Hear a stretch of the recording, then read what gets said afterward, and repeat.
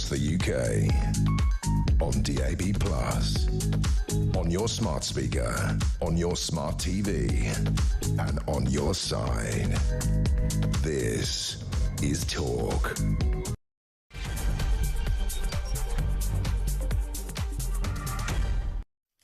OK, well, what is a woman? We appear to have resolved this question at last. Hooray. Absolutely phenomenal. Now, look, I'll tell you one thing that I want to be incredibly careful about. The trans lobby are determined to say that they're being discriminated against, determined to say that people are treating them badly. Let's just be clear what the Supreme Court said. It's very, very simple. In Scotland, there was a new bill coming through where 50% of boards of companies need to be women, where the definition of a woman is anyone who says, I'm a woman. That's it. So if you had a board of directors of 8 blokes and 4 of them said, I'm a woman, and that's all they did, that would then qualify them to be, to satisfy the law. Now, I don't believe in quotas, but nonetheless. Anyway, here is what the Supreme Court said, overturning the Court of Sessions in Edinburgh. They said the following thing. The Equalities Act talks about a woman throughout it, and it talks about things like pregnancy. Right. Now, clearly, it doesn't say there are 2 types of women. It says there's one type of woman, and it's the type that can get pregnant. Ergo, the Supreme Court the cervix ones. Yeah, the Supreme Court ruled fairly obviously the definition of a woman in the bill is a woman who can get pregnant, right? Not one with a penis and testicles. Now, I know you're all chuckling at home, but I think that would have been pretty obvious. Also, Heriot-Watt University did say, watch out to midwives. When you take the woman's knickers off, she might still have a penis and testicles. No, she won't. It can happen. No, it will not happen. No. It will not happen. In midwifery, that will not take place. Anyway, but on a serious note, the trans lobby want us to say that we're being discriminatory and that we're being nasty towards them. And I want to say that we're absolutely not. The Supreme Court made clear that the legal protections that exist for trans people still exist. They still have the right not to be sacked. They still have the right not to be denied services such as banking, such as going into shops. They can't be thrown out of pubs for what they... But what they can't do is go into women-only spaces because they're not women. Right, and that's it. And sport. They can't play sport where women can get injured. So any women-only space, whether that be a football team or whether that be a geographic location, they can't go into. That seems to me to be eminently sensible. Because I guarantee you, and I want to say this to everybody watching and listening, if you want to change your name to Miranda and wear a dress, do it. You know, you live once, enjoy yourself, knock yourself out, do what it is that you want to do. But I'm afraid my 9-year-old niece should not be in a changing room with a 6-foot hairy bloke with a massive knob. Right, that is... Or even a small one. Well, actually, that's a reasonable point. But that is the basics of it. And I think there is most... And I'll say this without trying to be overly gratuitous. I think because of the issue of sex crime, male genitalia can be intimidating in a female-only environment. And I believe that is a long-standing principle of British law and indeed of British custom, practice and morality. That's what we've always thought. And I have to say to you, the idea that we are taking away the rights of trans people is plainly ludicrous. I can't sack somebody for being trans. I can't deny them a service for being trans. I can't. It's exactly the same. Do you remember Asher's Bakery in Northern Ireland? That baking company who denied them... I didn't have a bakery. They denied a bloke making bring in gay marriage cake. What they said was, no, the discrimination is not we've refused to bake you a gay marriage cake. Discrimination would be if we refuse to bake you a cake at all. We don't offer the service of selling gay marriage cakes, right? We will put pictures on cakes, but it's within limits of taste and decency, and we deny those. The issue is whether you're being denied a service that somebody else gets. I, as a bloke, I'm not allowed into a woman's football team. You, as a trans woman, are not allowed into a woman's football team. There's no discrimination there. I can't turn round and say, I'm extremely angry, I can't go into the women's toilets. That's discrimination. No, it isn't. I just want to say very quickly to the gallery, I don't have an earpiece and we've got a guest coming up, but whilst we are introducing the guest, is that all right? We'll take a quick break here. We're going to take a quick break and we're going to get you a headphone, at least one. Great.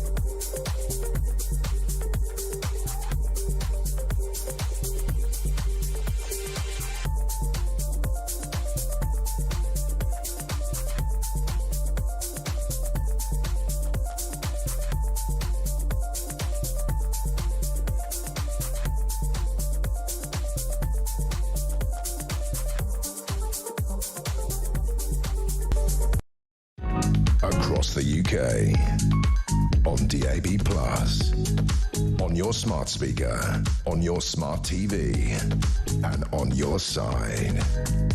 This is Talk. Yeah, it's Talk. Andre, you can't hear anything, can you? No, I can't. Is it broke? It is a little bit broke. Oh, well, you do need to hear.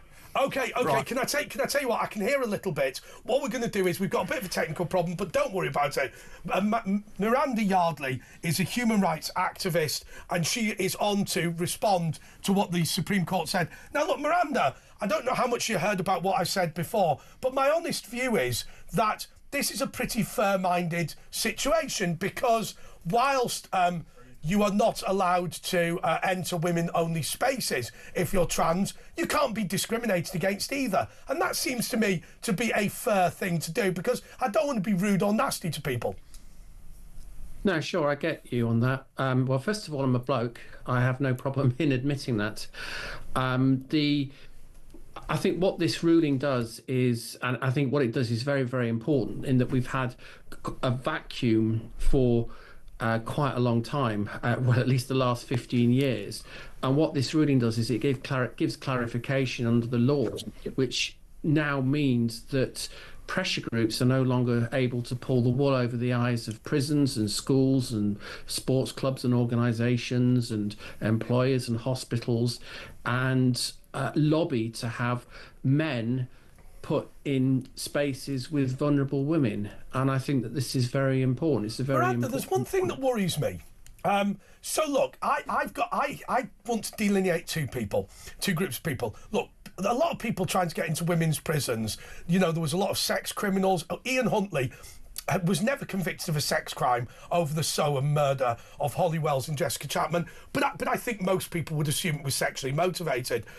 So there's those people who want to swing a leg and take the mick, and then there's people like you, who are ordinary tax-paying people who want to live their lives in the way they want to live their lives.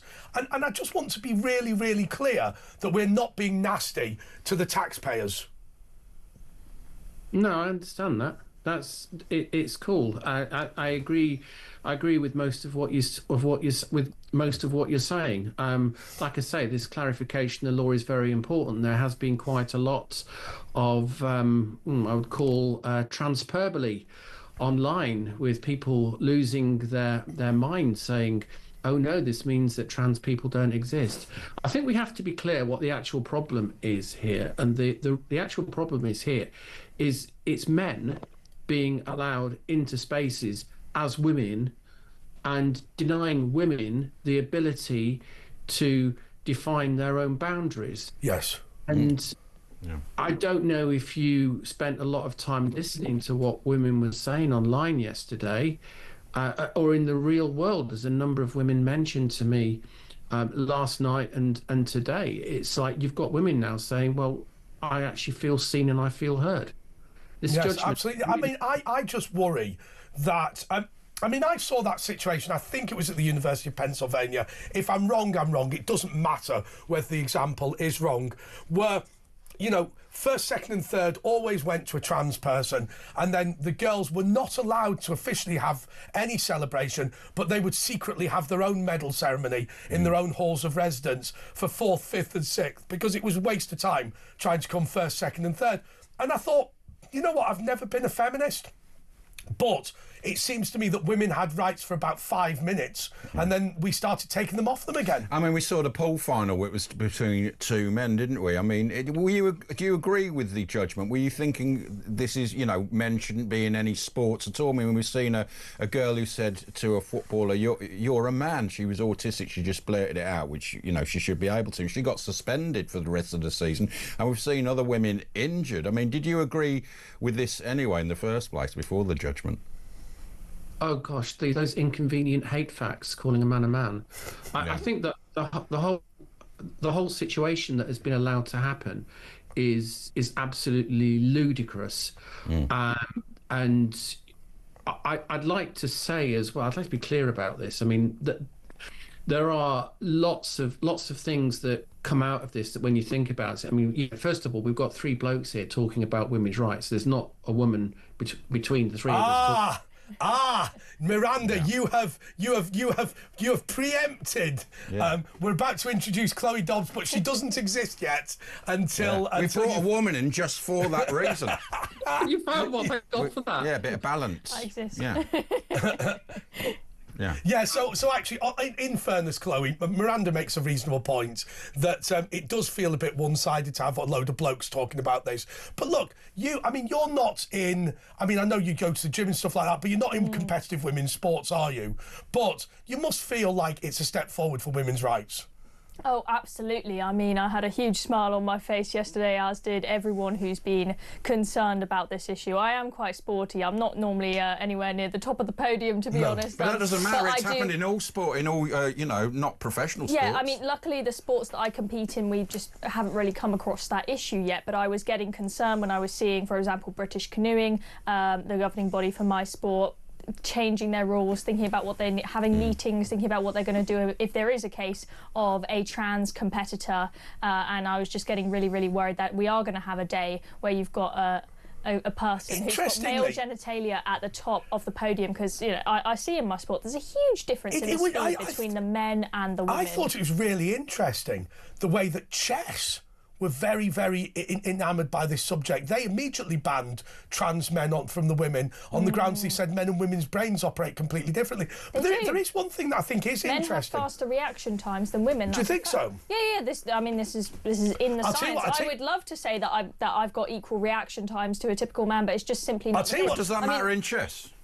Well, yeah, because you're responding off the bat to whatever the last person's doing. I used to box, and the men have way quicker reaction times. I'll tell you what I thought was really, really interesting was when you start looking at women. Sorry, you start looking at swimming, because of course girls, 11-year-old girls, kick the crap out of the boys, because they've started puberty, and all right, they haven't. What the estrogen does is not what the testosterone does. But in the absence of testosterone, these girls will absolutely murder. Well, they're boys. taller as well. At 11, 12, girls are actually taller, so they've got longer limbs. So absolutely, and so it does show you that's that whole. Oh well, now I've decided to start, wearing a woman's dress. It doesn't make any difference. I mean, Miranda.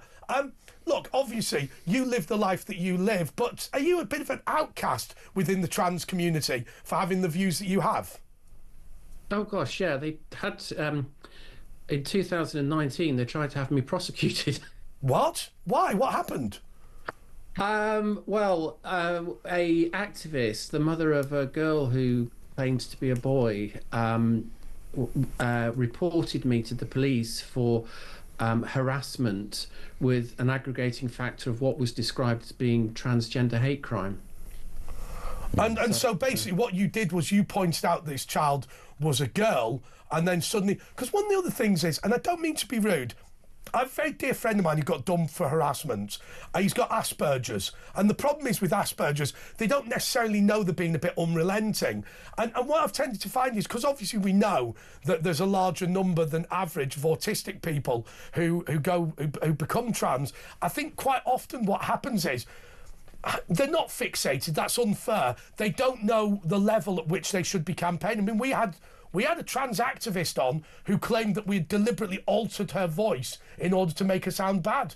And the reality is, do you know, I offered to send an engineer round to her house to check the system. Of course, we knew what she'd done. She'd done the settings herself to try and make herself sound more like a woman, and cocked it up. But I had 500,000 tweets, and every national newspaper in the country phoned up asking whether, I don't know whether it was me and Ash or me and Danielle, whether we had deliberately altered the voice for trans activists to make her sound more like a man. Well, of course, without being funny, Miranda, when she came on and went, "Hello, how are you?"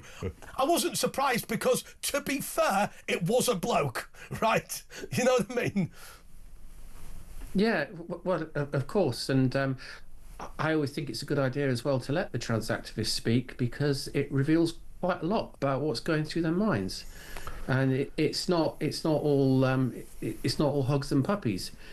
It is actually. That's the thing that amazes me about the Be Kind gang, they are incredibly nasty and aggressive. I mean, if I disagree with you, Miranda, and then we saw each other in the pub, I'd say hello to you. But there are people who, are so angry about any form of political debate, so angry about any form of disagreement, that there will be people now, there will be trans activists watching and listening to this show who believe that I am personally mounting a vendetta against them individually. Yeah, of course they will. But this is what they've been allowed to get away with for about 15 years now. But it's inequality, isn't it? Because, I mean, you don't get trans men going into... Well, maybe you do, but not as much as the case. And you don't get trans men succeeding in sport, obviously, against... what a surprise. Sexual... what a surprise that women with women who self-define as men don't beat Linford Christie. What a surprise. In the discussions around this, you'll see on the whole that women who identify as men have been largely ignored. And yeah, they have. So that's just misogynistic, isn't it? I mean, is this whole thing misogyny, really? Is that where it's being driven, do you think? I think Graham Linehan it was who came up with the description of the trans movement as being misogyny in drag. So that's interesting. Yeah, that's... I wonder what will happen to people in the past. Like, will these pool players will they appeal this decision of these, and will Graham Linehan's career be reignited now? What do you think is going to happen with past decisions? I'm not Mystic Miranda. I'll have a go. I mean, if Graham Linehan, another funny sitcom, I'm sure everything will be fine. I think the world is, the world will continue to turn, and things will largely be the same. The difference is that we've got so much more clarity in law as to what people are, as to what organisations and public. I've got to say, Miranda, I agree with you. I think, and thank you so much to Miranda Yardley, who's a human rights activist. Let me go to you, Chloe, about the politics of this. Here's what I think about this. I think that Labour now know the danger of putting men into women-only spaces. And so, whilst they may pretend to huff and puff about this, there will be no legislation to correct it. This will be the final word on the matter. I mean, I reckon that Keir Starmer is probably secretly having a sigh of relief as a consequence of this ruling, because this trans issue has been a pretty sticky one for Labour, because amongst the people that vote for them, you've got, a complete spectrum of people. You've got people who are absolutely, mad trans rights activists who are adamant that men should be allowed to go in women's spaces, and you've got people that think the complete opposite. We had Labour flip-flopping backwards and forwards about their policy with regards to trans in their manifesto ahead of the general election. I think now that they've had someone independent say this is what a woman is, they can probably just have a sigh of relief and say, right, we can just refer to that, take the blame off ourselves. Because I think that's right. But he's a barrister, so he has to go along with the court case. But then he did say some women have a penis. Same goes for sporting governing bodies. This has been very difficult for sporting governing bodies because they don't want to upset anyone. Either way they go, someone's going to be angry with them. But if they've got an independent court ruling that they can refer to back up their decisions about not letting men in women's spaces. But it's not worldwide, is it? So world sport. And what should they do retrospectively as well in this country with people who've won trophies and prize winnings? Yeah, I mean, would they have a legal case to make a claim? I don't know about going backwards in time, but I think we can assume that going forward. They do it in the Olympics when they found that they were doing drugs years later with more accurate tests. They changed, Linford Christie went up. Well, I have to say to you, if I was a female athlete and I'd come second in a competition. Let's just play out what Asha was talking about. I came second in a competition and the prize money was £1. Let's just say it's £1. It doesn't matter what the sum is. And I'd lost that £1 to somebody who legally was not a woman. And the court had now ruled that that person was legally not a woman. Ergo, whether they liked it or not, the sporting governing body allowed somebody who wasn't qualified into the sport. I would be suing the governing body of the sport for that £1 and that gold medal. Because it's not just being I suppose you retrospective. potentially can, because it's not like they can say, "Oh, the law has now changed. That wasn't the law in the exactly past." right. This is simply It was wrong in the first place. clarifying what the law is. I mean, there was so much. Because what you're also not able to do is go, I didn't know what the law was at the time. Because effectively, what the court is not making a rule. The court is simply saying this is what the rule always was. And you were wrong in the first place. I mean, the reality is that this was considered very vague for many people because the Equality Act is from 2010. Doesn't seem that long ago, 2010, but this whole trans madness, you can be 10,000 genders, you can be a penguin, whatever, that's only really come about in the past few years. I mean, it's amazing how much the world has changed, where we've gone from a point just in a few years where there being two genders, male and female, and, you know, me being able to look at you and go, oh, yeah, that's a bloke. That was completely normal just a few years ago. But today, if you do that and assume someone's gender, then you've committed a hate crime. Can I ask the two of you? But hence the Equality Act just said woman. It didn't really explain it out because people knew what it was. Can I ask you two a slightly more, not sophisticated question, but a question that most of the British media has missed? In addition to the Scottish government having been one of the plaintiffs in this, the Equality and Human Rights Commission of the United Kingdom also was on the side of the Scottish government. So we are now in a position where the Equality and Human Rights Commission, funded by the taxpayer, was openly campaigning against the law of the United Kingdom in order to discriminate against women. Now, what will happen is what always happens, is we'll all roll our eyes and go, hey, it's just another quango out of control. But taxpayers' money was spent by the Equality and Human Rights Commission in order to undermine the rights of women against their own charter. And what we're going to do, as it stands, if you look at even quality shows like this, like Julia Hartley-Brewer, Mike Graham, even decent, sensible people, our friends at the other place, have not discussed the very real questions that come about, that there is now an active campaign group on the taxpayer who seeks to undermine the law of the land. Yeah, I mean, that's a very good point, and I haven't seen that talked about anywhere. I think that we've had the big headline of this is what the Supreme Court has said, everyone's celebrating, yay, we finally know what a woman is now. The finer I always knew, Chloe, if I'm being honest. Yeah, well, we're like, yay, common sense is back. And the finer details of who has made mistakes, who, like, you know, we've got these people funded by the taxpayer. Does anyone need to be held to account there? Does anyone need to be fired? What exactly does this mean? Well, obviously, we know, okay, Lose, we know what's going to happen with Lose now. What exactly does this mean for example, like all girls' schools, all boys' schools? Sports, I don't know exactly on the sports exactly what that's going to work out like. We're very clear on single sex spaces. Males have to do male sports. Those details are going to come out in the coming weeks. I mean, Keir Starmer, he's just given us a very brief statement. Sure, but just back to this subject. So we understand this very, very clearly. The government is there to enact what Parliament has decided. The government has decided in its infinite wisdom to put legislation to Parliament to create all these executive bodies. We are now in a position where Parliament has passed a law on equality.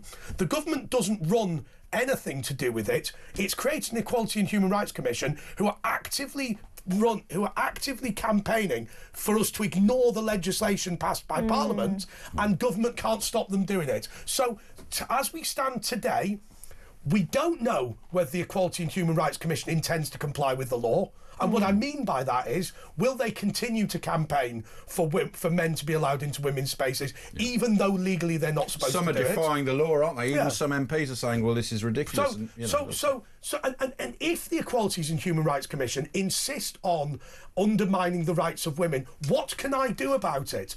Who are they, and can I sack them? You can sue them. Well, you certainly can't sack them, but Keir Starmer could maybe, if he wanted to, try and do something to shut down this quango. I highly doubt that he would have the tenacity to do so. But the whole point in all of these quangos full of supposed independent experts is that they're meant to be independent. But time and time again, we're seeing they're not independent, they're not neutral. No. They're woke as can be. I mean, Correct. remember what happened with the sentencing council, where we were going to have even Labour said, do not do this. Literal two-tier justice. What do you think this will lead to? More common sense? This ruling will actually stem to other things like, net zero, this was obvious that a man was a man and a woman is a woman. It's obvious that net zero is really doing this country in the industry and killing old people. So there's sensible, all those kind of things, wokery. Is this a turning point, and now other things are going to fall like a pack of cards? Yeah, I think generally that we are starting to turn the tide on woke. I mean, we've still got a fair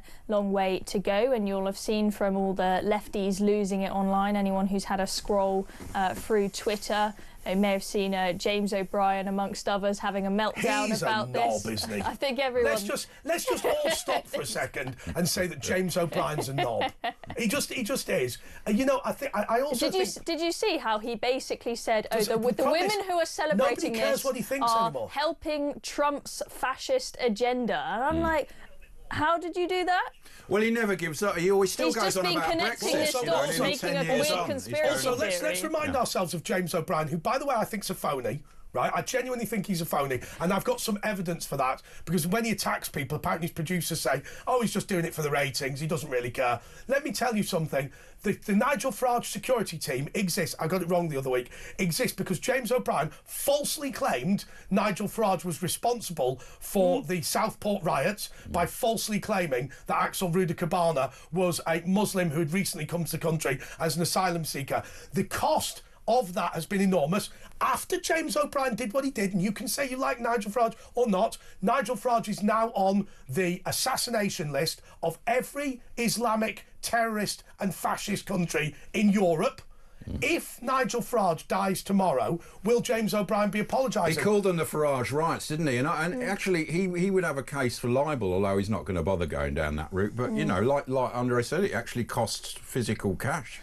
Well, absolutely. And also, danger, obviously. Well, danger. And let's not forget what happened to Donald Trump. He was nearly assassinated. Why? I think that is significantly in part, I'm not saying specifically because of James O'Brien, but just the media in general.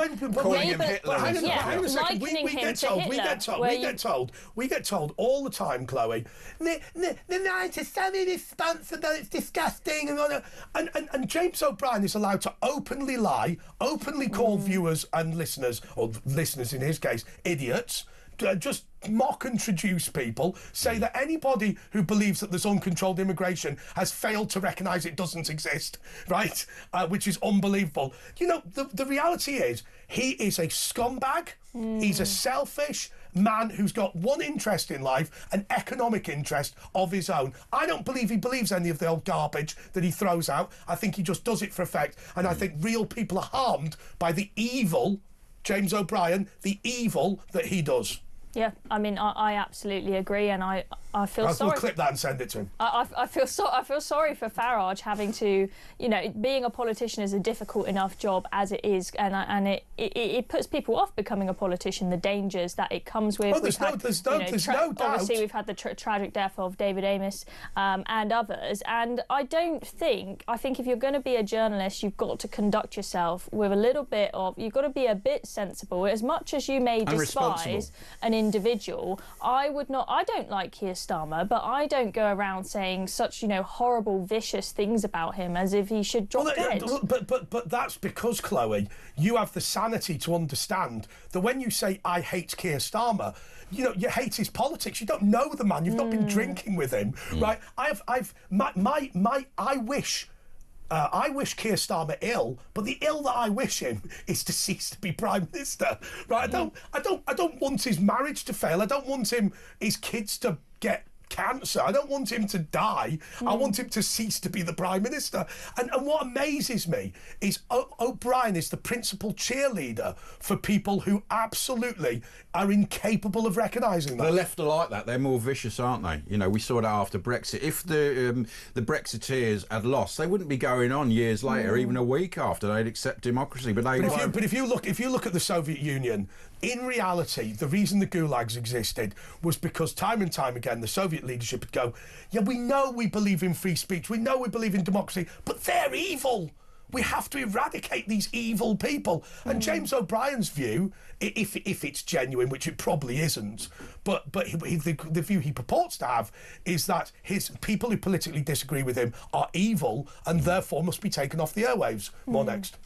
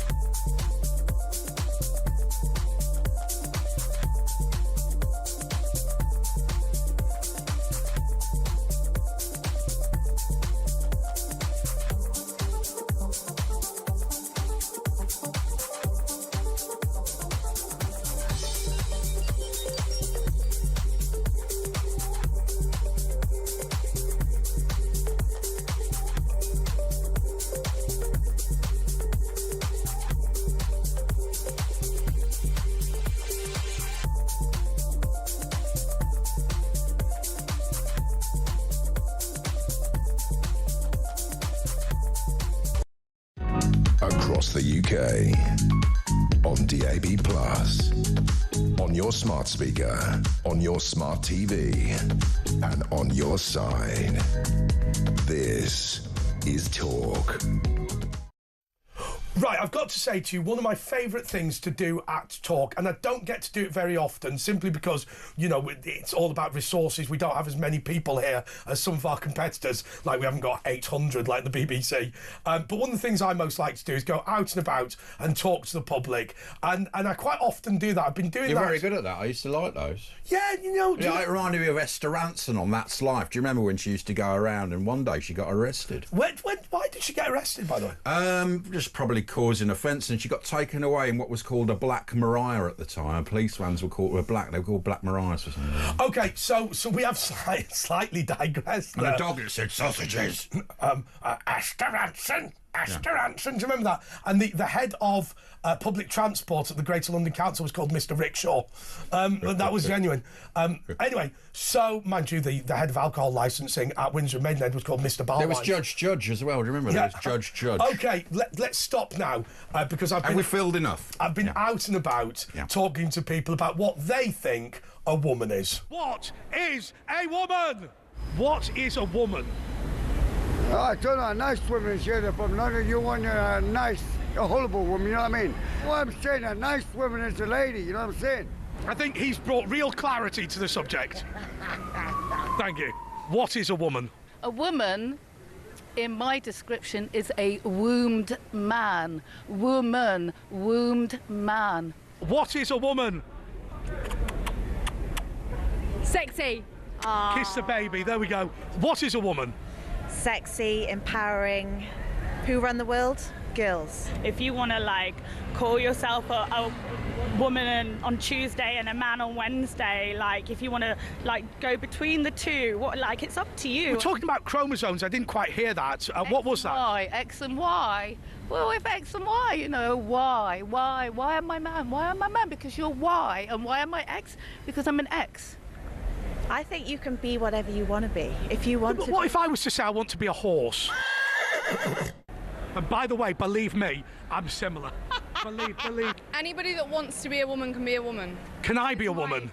If you wanted to, you can be a woman. Do I have to shave my back to be a woman? Absolutely not. I've never shaved my back in my life. A woman is a strong, independent person So I think a woman is somebody who's got and then oh, I'm so sorry.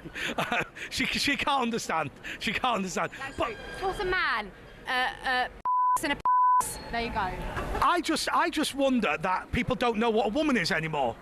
Well, no, but she obviously needs a womb of some kind, I would have thought. If I kind of put a frock on now, would I be a woman? Pretty good looking one, I'd say, yeah. What is a woman? What is a woman? This is a woman. This is my wife. This. Right now, it's like a mental state.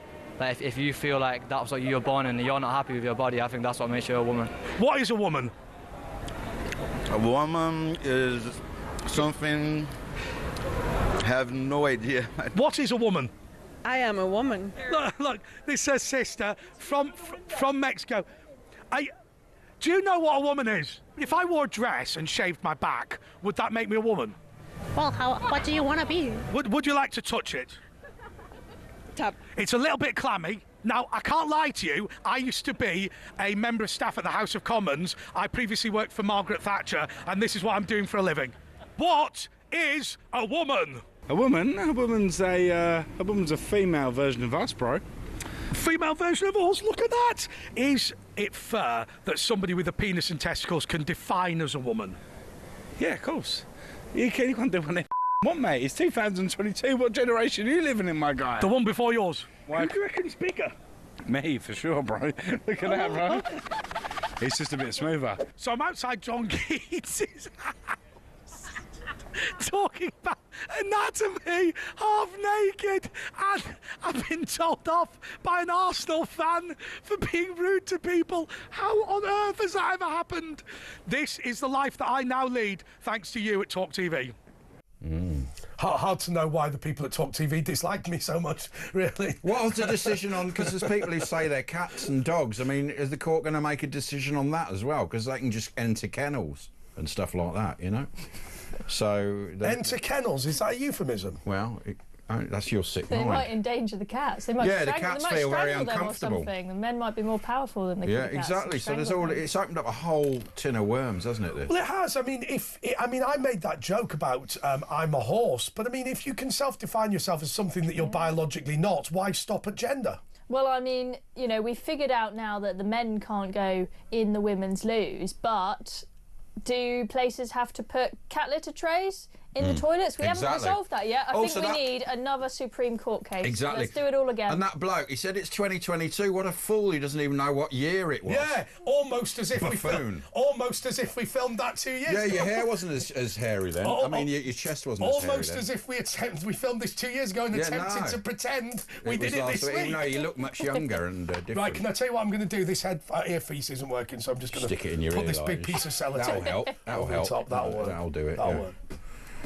Right, now even though I've got this on my ear, this is a serious subject.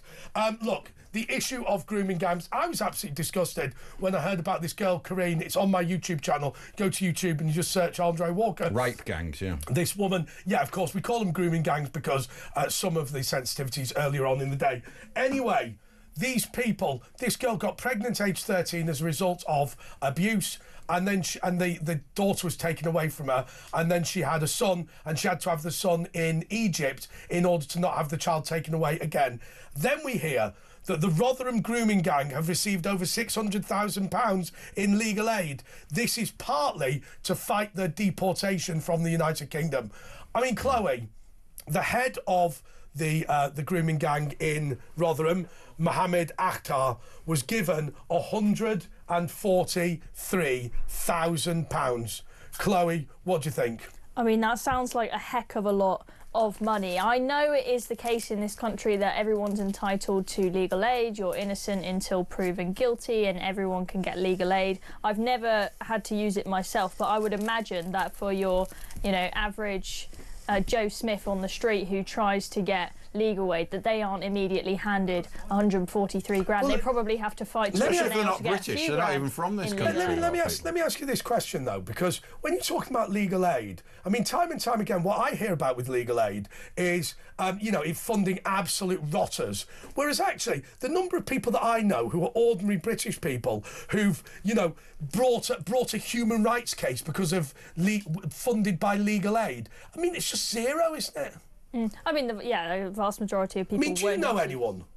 Oh no, I'm being deadly serious. You know, we read all the time about people. Oh, not a human rights case. It's always an absolute wrong 'un. It's not like Mildred from down the street whose washing machine wasn't fixed properly. She paid her own legal fees. Exactly, and it is these absolute wrong 'uns who will appeal time and time again, refuse to accept defeat, refuse to be in the wrong. I mean, we're talking about a Rotherham grooming gang here, but I remember you've got 2 Rochdale grooming gang ringleaders, one of which is still living in the community. The girls that he abused have to walk the streets, walk past him on a regular basis, and the other guy is still in the country, I think living somewhere nearby. They battled for years and years and years, appeal after appeal, human rights, this and that, to stop them being deported back to Pakistan. The Home Office then eventually said, nope, sorry, you're not going to win your appeal. What did they then do? They said, oh, we'll chuck away our Pakistani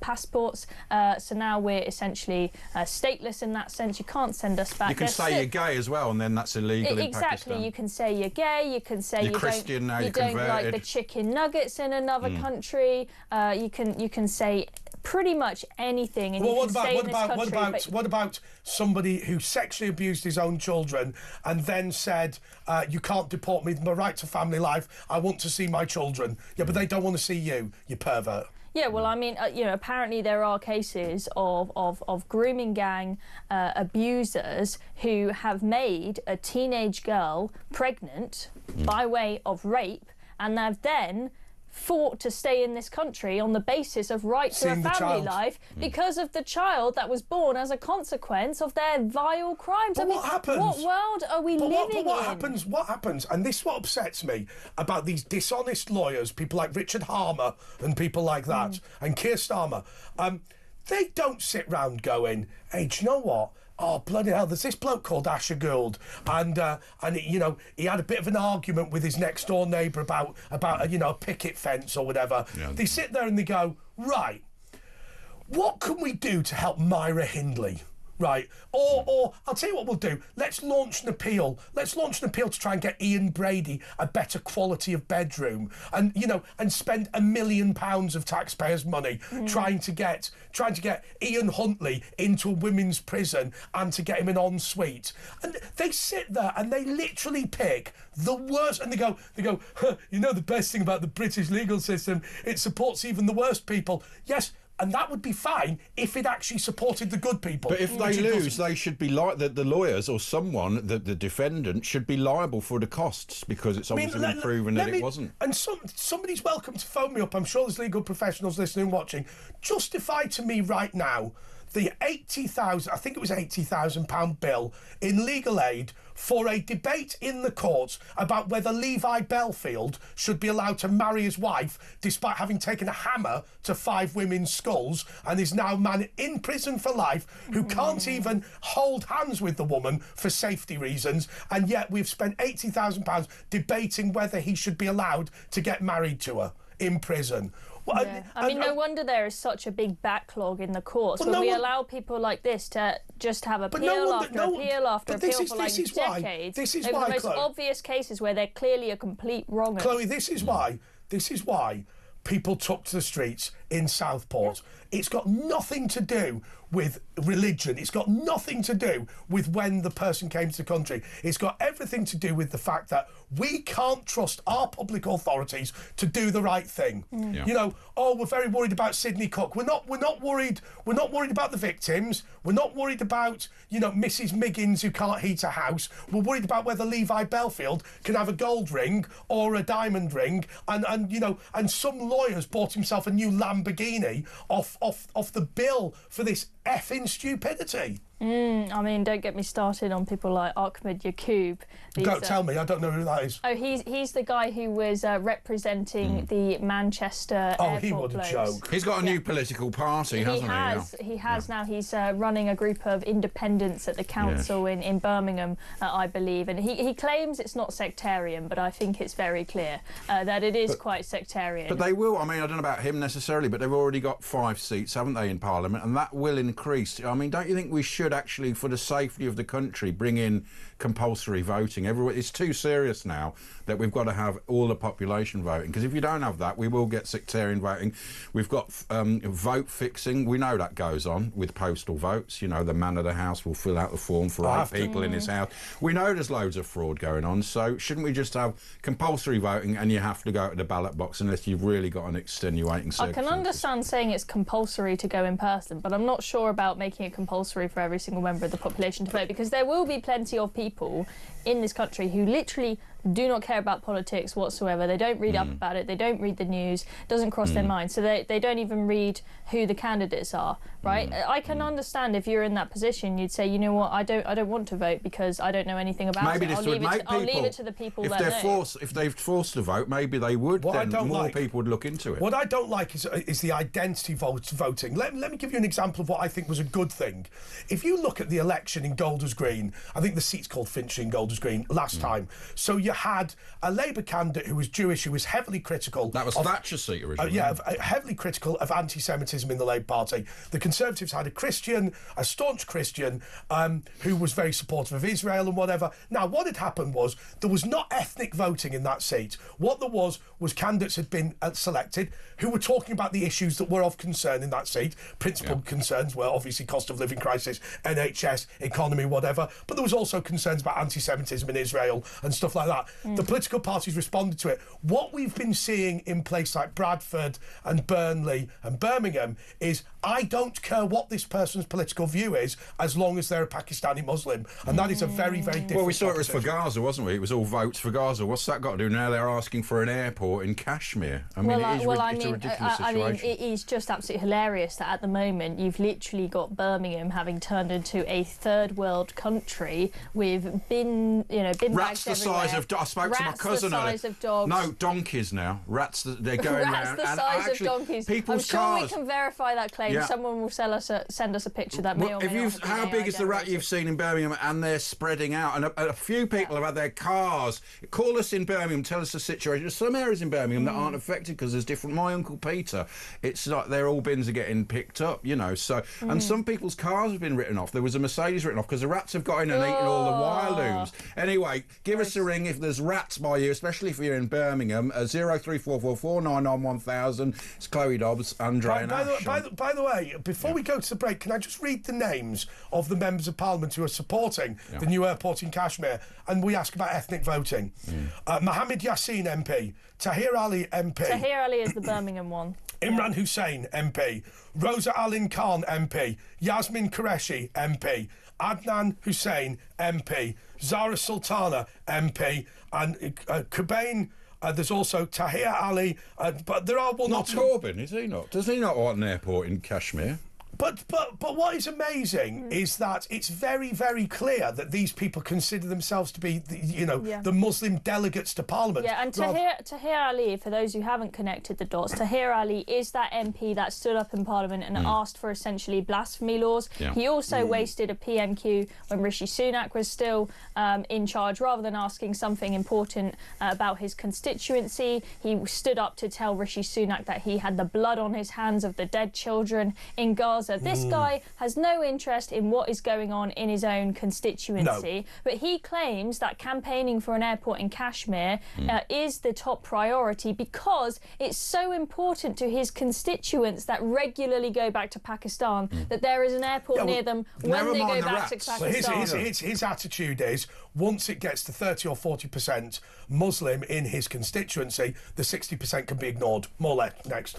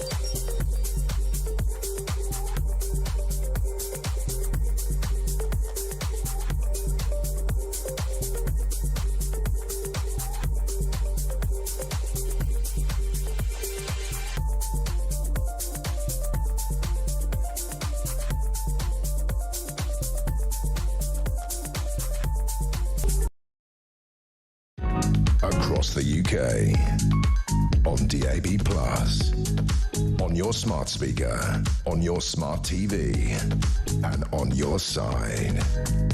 This is Talk. Yes, this is Talk, and it is, well, we're going into Good Friday, which is an incredibly important day for most Christians, well, all Christians, I guess, and all people who respect Easter. King Charles has put out an Easter message, and once again, I'm afraid it has been a fairly poorly thought through attempt to push the multicultural agenda. Now, I just want to be really, really clear. I've said before today, I'm a Catholic. Clearly, this is a Church of England country. We have an established church. When it comes to Ramadan, the lights in Oxford Street should be Easter lights or lights for Lent. I'm afraid whatever is Christian should take priority. It is not sensible to put out a message for Jews and Muslims at Easter. And I have to say, when it comes to Diwali, when it comes to Eid, the king and political leaders don't put out a message saying Eid is particularly relevant to Christians, because it isn't. And that's not to be rude to my Muslim friends. But anyway, I'm not the expert on this. Dr. Gavin Ashenden is the former chaplain to Her Majesty the Queen. Gavin, look, we haven't got an enormous amount of time, so why don't you just lay out your concerns about all of this? Yes, you said it was poorly thought through. I think what you mean, it was badly done. It was actually clearly thought through. They know exactly what they're doing. This is part of King Charles's multi-faith relativistic agenda. He takes a view that the Abrahamic religions are all more or less the same. They're cousins. There's no distinction, and everyone just ought to get on very well. The trouble is, this isn't real. It's not well informed. It's not true, and it doesn't reflect the needs of the different constituencies. You quite rightly say they pretend to be even-handed, but they aren't. They don't do it with Diwali, and it's very offensive for both Jews and Christians to have this put together. It's as if there's no distinction between Jesus the Saviour and Muhammad the warlord, as if there's no distinction between a religion which is essentially about compassion and self-sacrifice, and where a personal God comes and an impersonal rule maker who requires you to submit. They're different religions. Of course religions have things in common, and of course you can talk like that, but actually they have things that separate them, make them different, and the choice matters. And at Easter, to pretend to put out a message emphasizing the things that they have in common and ignoring the thing that really matters, which is that Jesus did something very different and very special, and he's different from Muhammad. That it's unkind, it's shallow, unkind, and it imposes a kind of map that Charles has inside his head on the rest of us, which he's not allowed to have. I mean, it's not in his gift to have views. He's meant to be apolitical. Right. He's just the head of the Church of England, the head of the Church of Scotland. He should just be told, this is your job. You know, I'm Jewish. I don't want him talking about other things. Just talk about Easter. Right. Absolutely, that's it's his job. But he is bringing the view in, and the difficulty is we don't want to complain. You know, we want to celebrate all the good things, but it's relentless. And it's unreal, it's relentless, and it doesn't actually help us deal with the real issues we've got, which is to work out how the conflict between these philosophies is working out and what we can do to make it better. The first thing you do is you have to tell the truth, and this isn't telling the truth. But isn't one of the concerns that it is fundamentally deeply unfair? Look, at the end of the day, this is a talk TV and radio show. We believe in people having difference of opinions. The idea that Judaism and Christianity are merely a branch of Islam is just stupid, right? Now, the fact that the religions are related is fine, right? You know, there are some people who believe that Christianity is a sect of Judaism and all that sort of thing, and you can have all those arguments all day. But fundamentally, Easter is not an Islamic ceremony, nor is it a Jewish ceremony, nor is it a Buddhist or Hindu ceremony. Actually, it's worse than that. Islam teaches that Easter is bogus. They say it's fake. Right.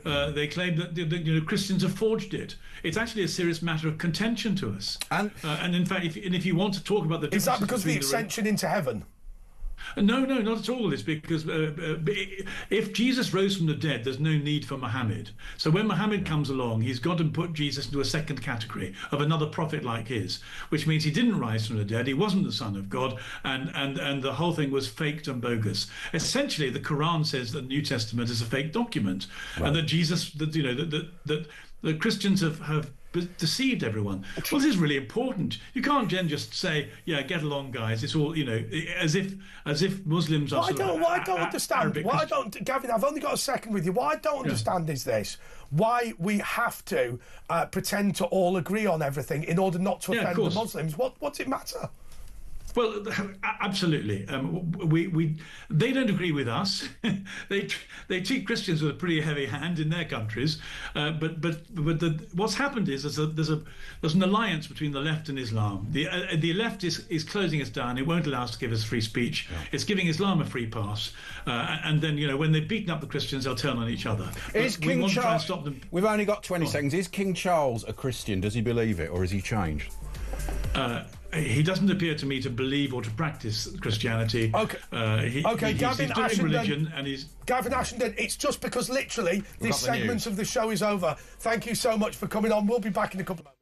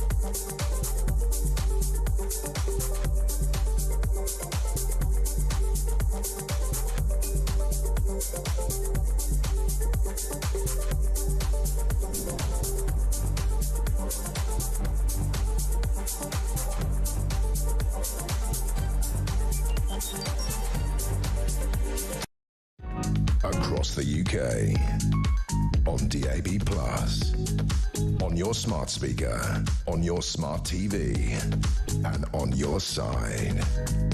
This is Talk.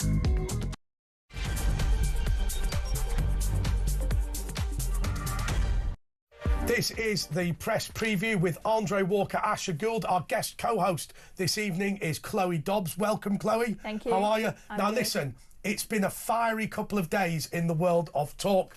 And for those of you that didn't see Julia Hartley-Brewer get into a bit of a dispute with a trans activist. So this is a trans activist called Shivani Dave, who is a presenter on Virgin and not the biggest fan of Julia Hartley-Brewer ever in the world. Why don't we play this and have a bit of a look and a listen? Trans women are women. They have always existed. They will always continue to exist. What does that mean, they've existed? Well, no one's saying they're figments of imagination. Yeah, but we are saying that they're women. No, you're saying they exist is not the same as saying they're women. Well, I'm saying that they're women. And but that's not the same as saying they exist. If the law doesn't want to... No, so we need to use words that have meaning. Well, here's the words that have the meaning, because I've spent time to write these words, right, for you. And we listen to them. Frankly, I would rather share a bathroom with 100 trans women than one legal biological woman who wants to know what's inside my pants. And Julia, if I'm right in remembering you did ask me what my genitals look like once live on TV. I think that was in the context of a conversation and you raised that issue yourself. I remember the quote. You don't have dangly bits, do you? So do you want to discuss dangly bits or not? Because frankly, I am now feeling in a position where I'm in a room with you and I feel unsafe. Yeah. You feel unsafe? I feel unsafe. I feel my heart racing. My hands are starting to sweat. Do you want to touch my hand? Just do you want clammy now? Okay. And I actually think I'm about to have a panic attack from sitting in a room with you. So I'd like to leave now. Yeah. So you're feeling... Yeah, you were asked to come on the show to have a conversation. And I've had a conversation. We had a very nice... We've had a conversation. Well, you read out a statement, and now I'd like to ask you some questions. You read out your statement. You did at the beginning. A statement. No, that's me introducing the topic for people who are just tuning in and you explaining added your ad-libs. You got to say what you thought about it. I've said my piece, and now I'd really like to go. I thought we were you actually plugged into a mic there. I thought we were going to have a conversation. I'd like to go. You'd like to go? Okay, I wouldn't want anyone to feel unsafe being asked questions, but I have a funny feeling that was what Shivani Dave was planning to do all along, because I thought we were having a perfectly reasonable conversation. I think she felt unsafe because being a Virgin presenter, she only talks for 10 seconds and then plays a record, and you know she had to talk for longer, so you would feel unsafe. I'll tell you one thing that I don't like about that. I think it's the way that they start making allegations very quickly. When Julia Hartley-Brewer was saying, "Do you have dangly bits?"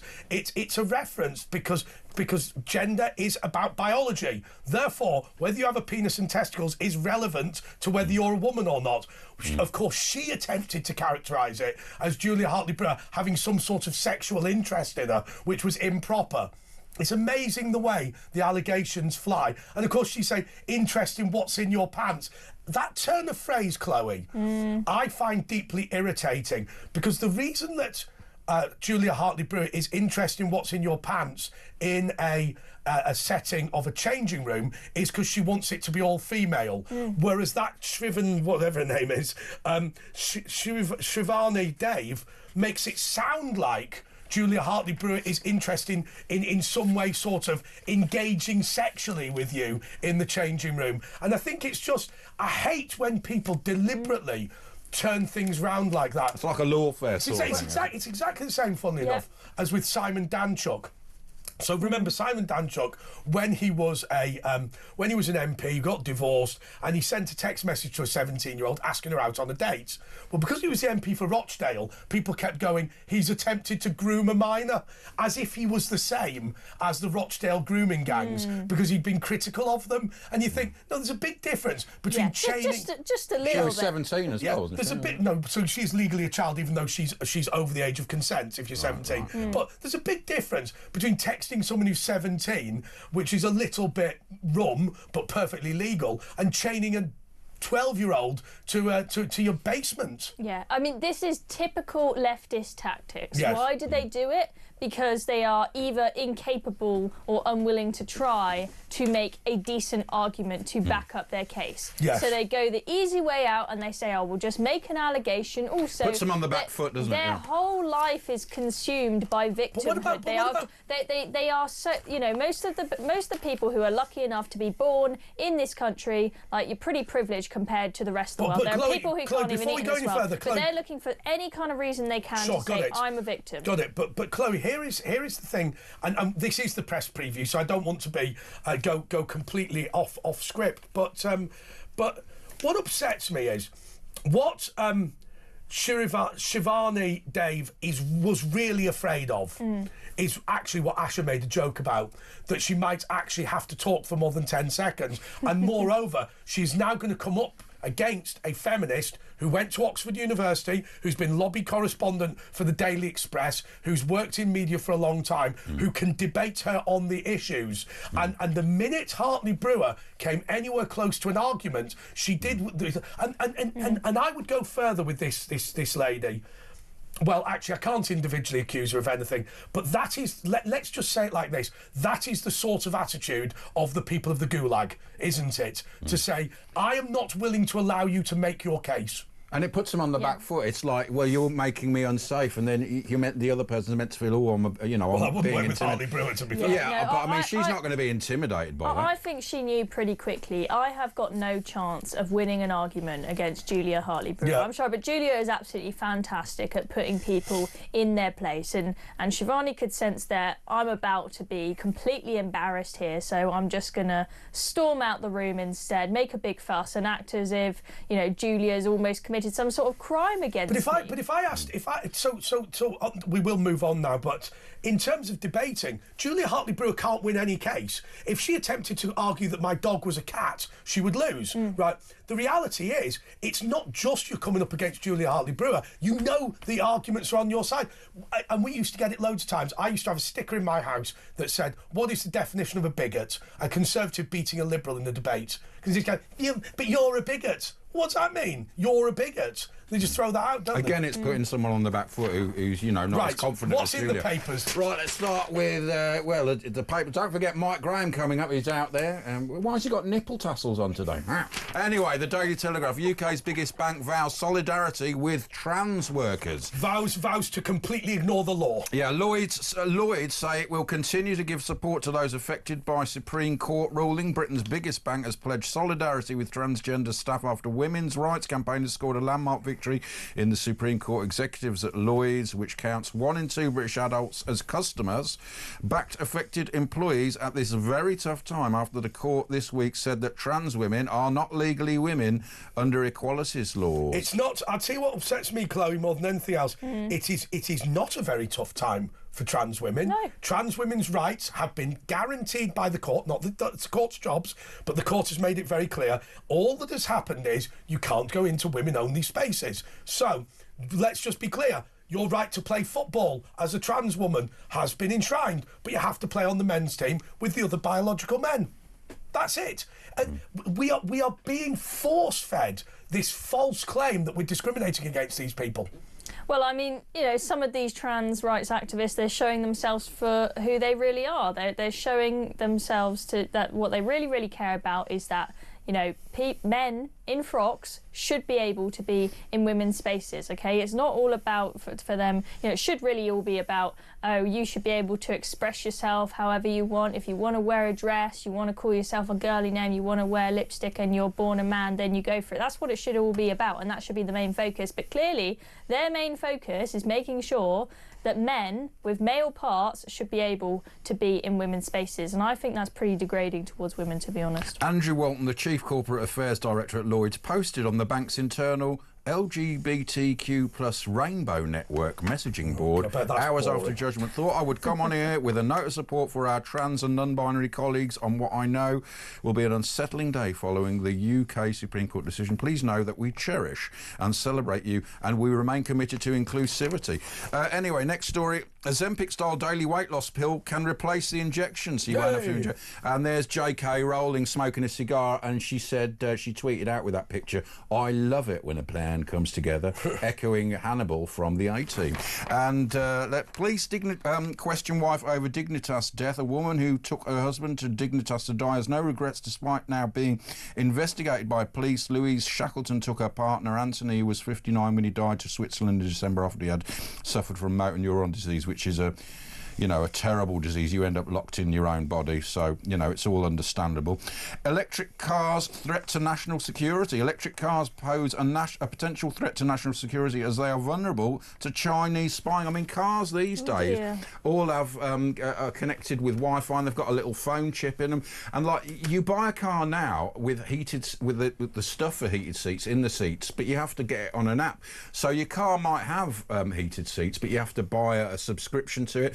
I remember when there was a hurricane in Texas, and Tesla said, "Oh, we're going to unlock because they all had to drive away. We're going to unlock everyone's car with the low mileage to have the long mileage."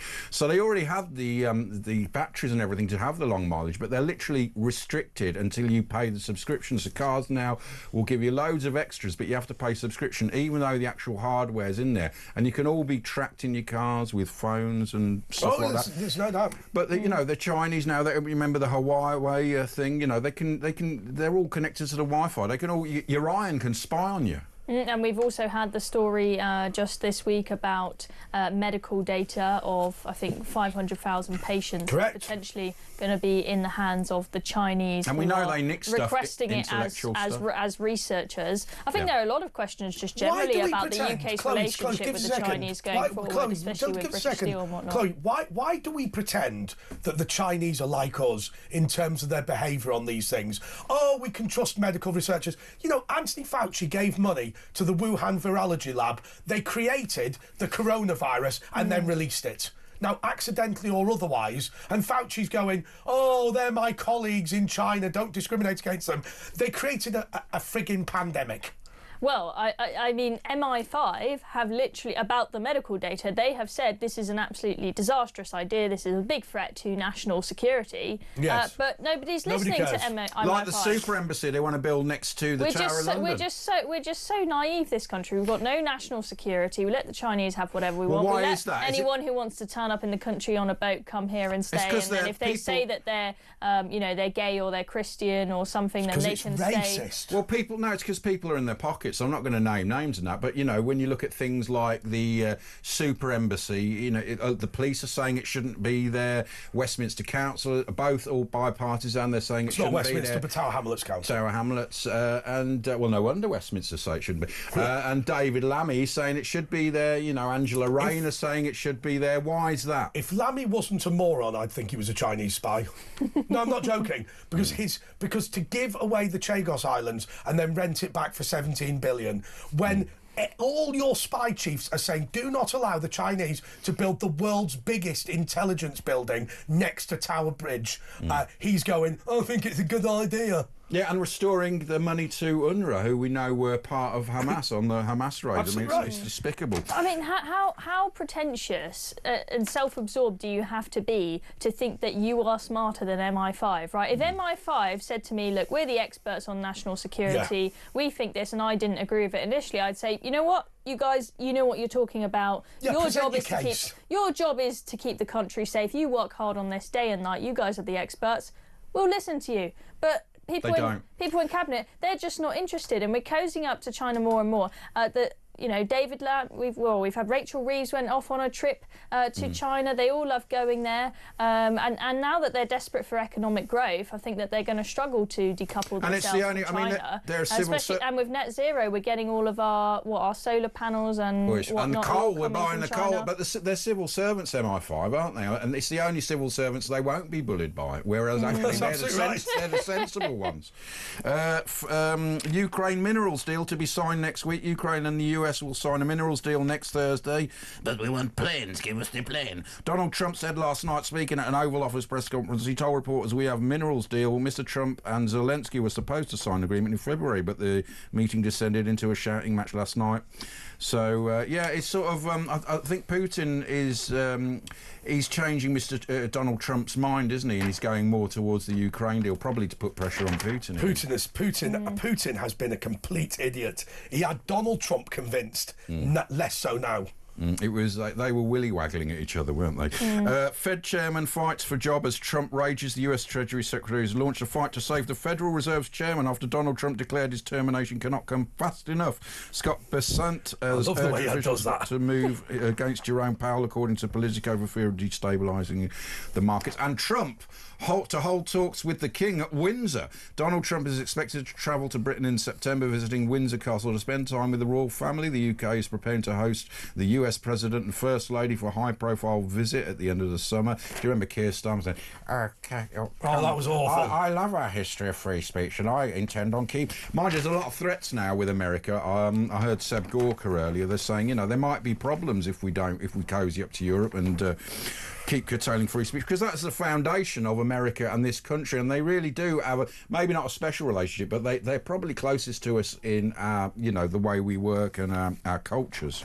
I'm really hoping that Trump and JD Vance will force the UK to give us our free speech back, and they will be clear, you're not getting a free trade deal unless you give. I think they'll do that. Can I tell you why I think they'll do that? Because it affects American companies. Correct. Doesn't it? It's not. I think it's not just that it affects American companies.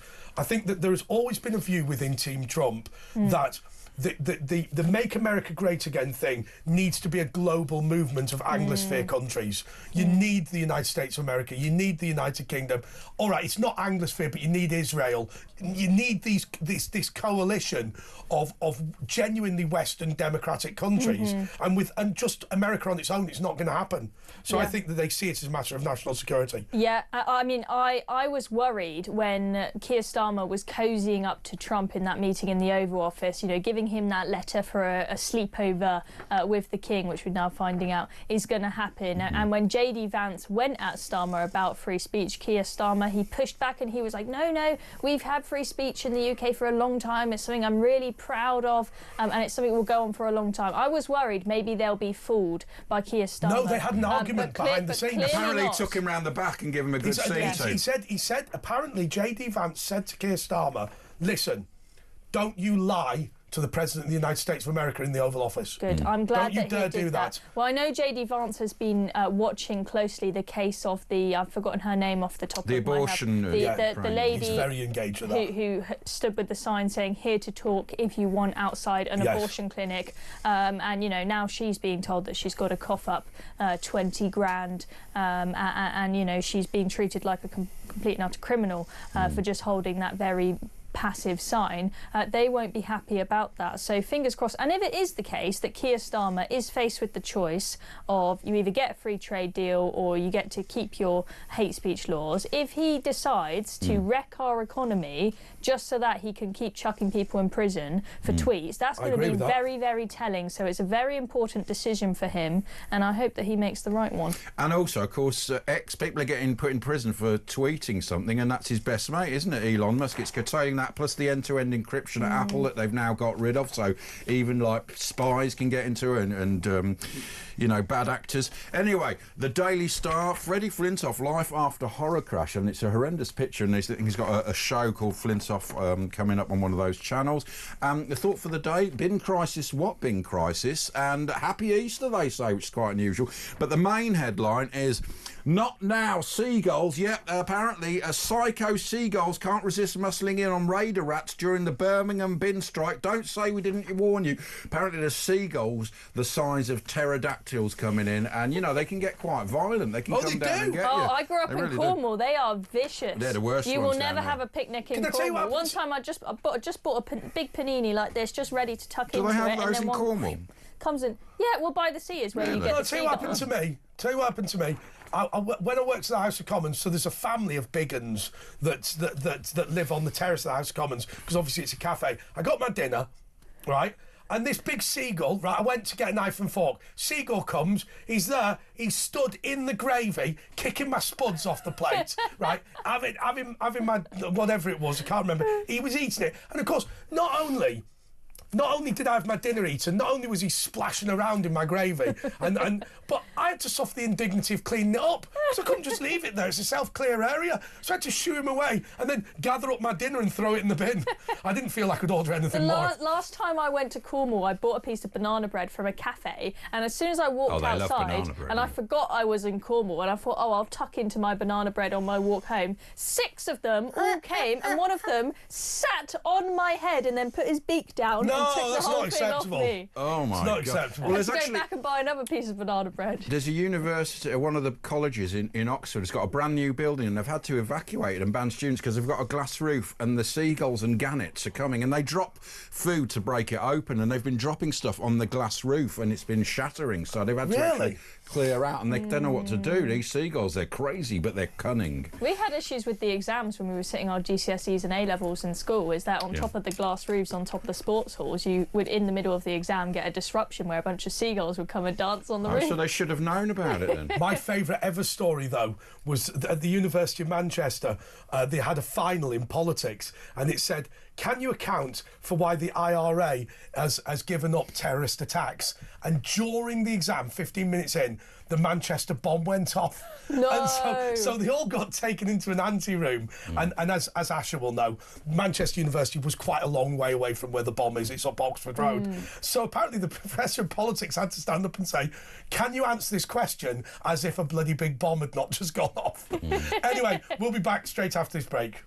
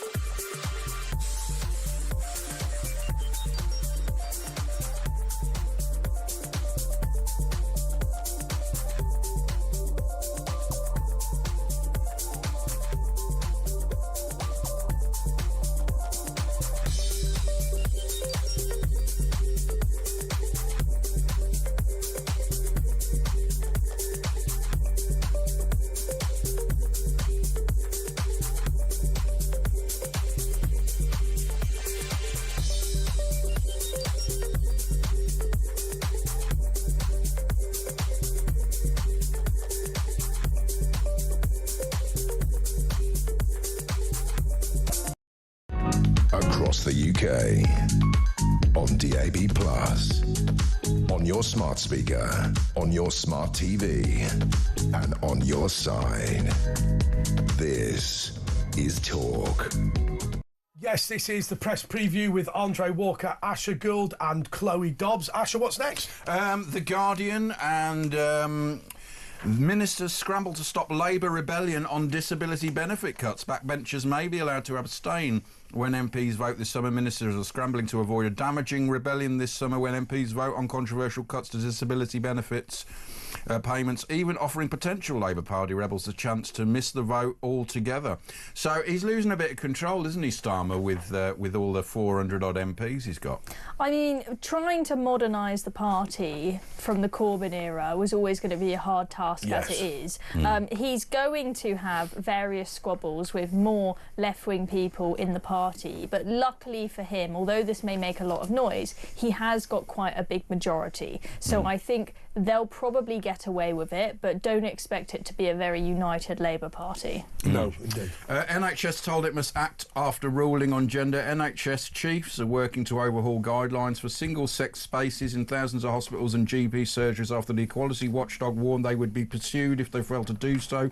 The British Transport Police became the first to change policies yesterday amid the fallout from the Supreme Court ruling on the legal definition of a woman, piling pressure on the health services and other organisations to revamp their guides. So they're going to be able to, are they going to get rid of like chest feeding and asking men if they're pregnant and pregnant persons? Because because it's actually very dangerous. Because you know sometimes they put like a biological male as a woman, and then they don't get asked for a male disease, a cancer, and women. You know, there's obviously cervical cancer, so it can actually in the real world cause harm, and obviously there's a lot of time wasting.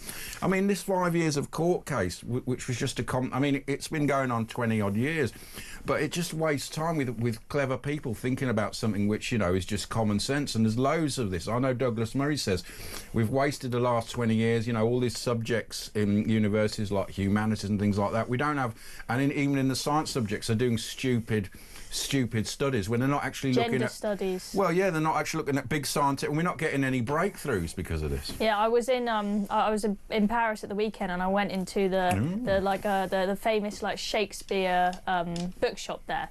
But it now he wasn't from Paris. I know, but no, he's from Nice. It's a bit of a tourist attraction, but anyway, it's a very famous, cute little bookshop. But they've now changed what's in there, and there is a huge section called the Gender Studies section, full of gender studies books. I'm not sure how proud Shakespeare would be, but anyway. Well, he had a lot of male actors would play women, didn't they? When Shakespeare was around. But you can study like a gender studies degree now. I'm pretty sure you can waste a whole 27 grand on an undergrad, taking up time at university.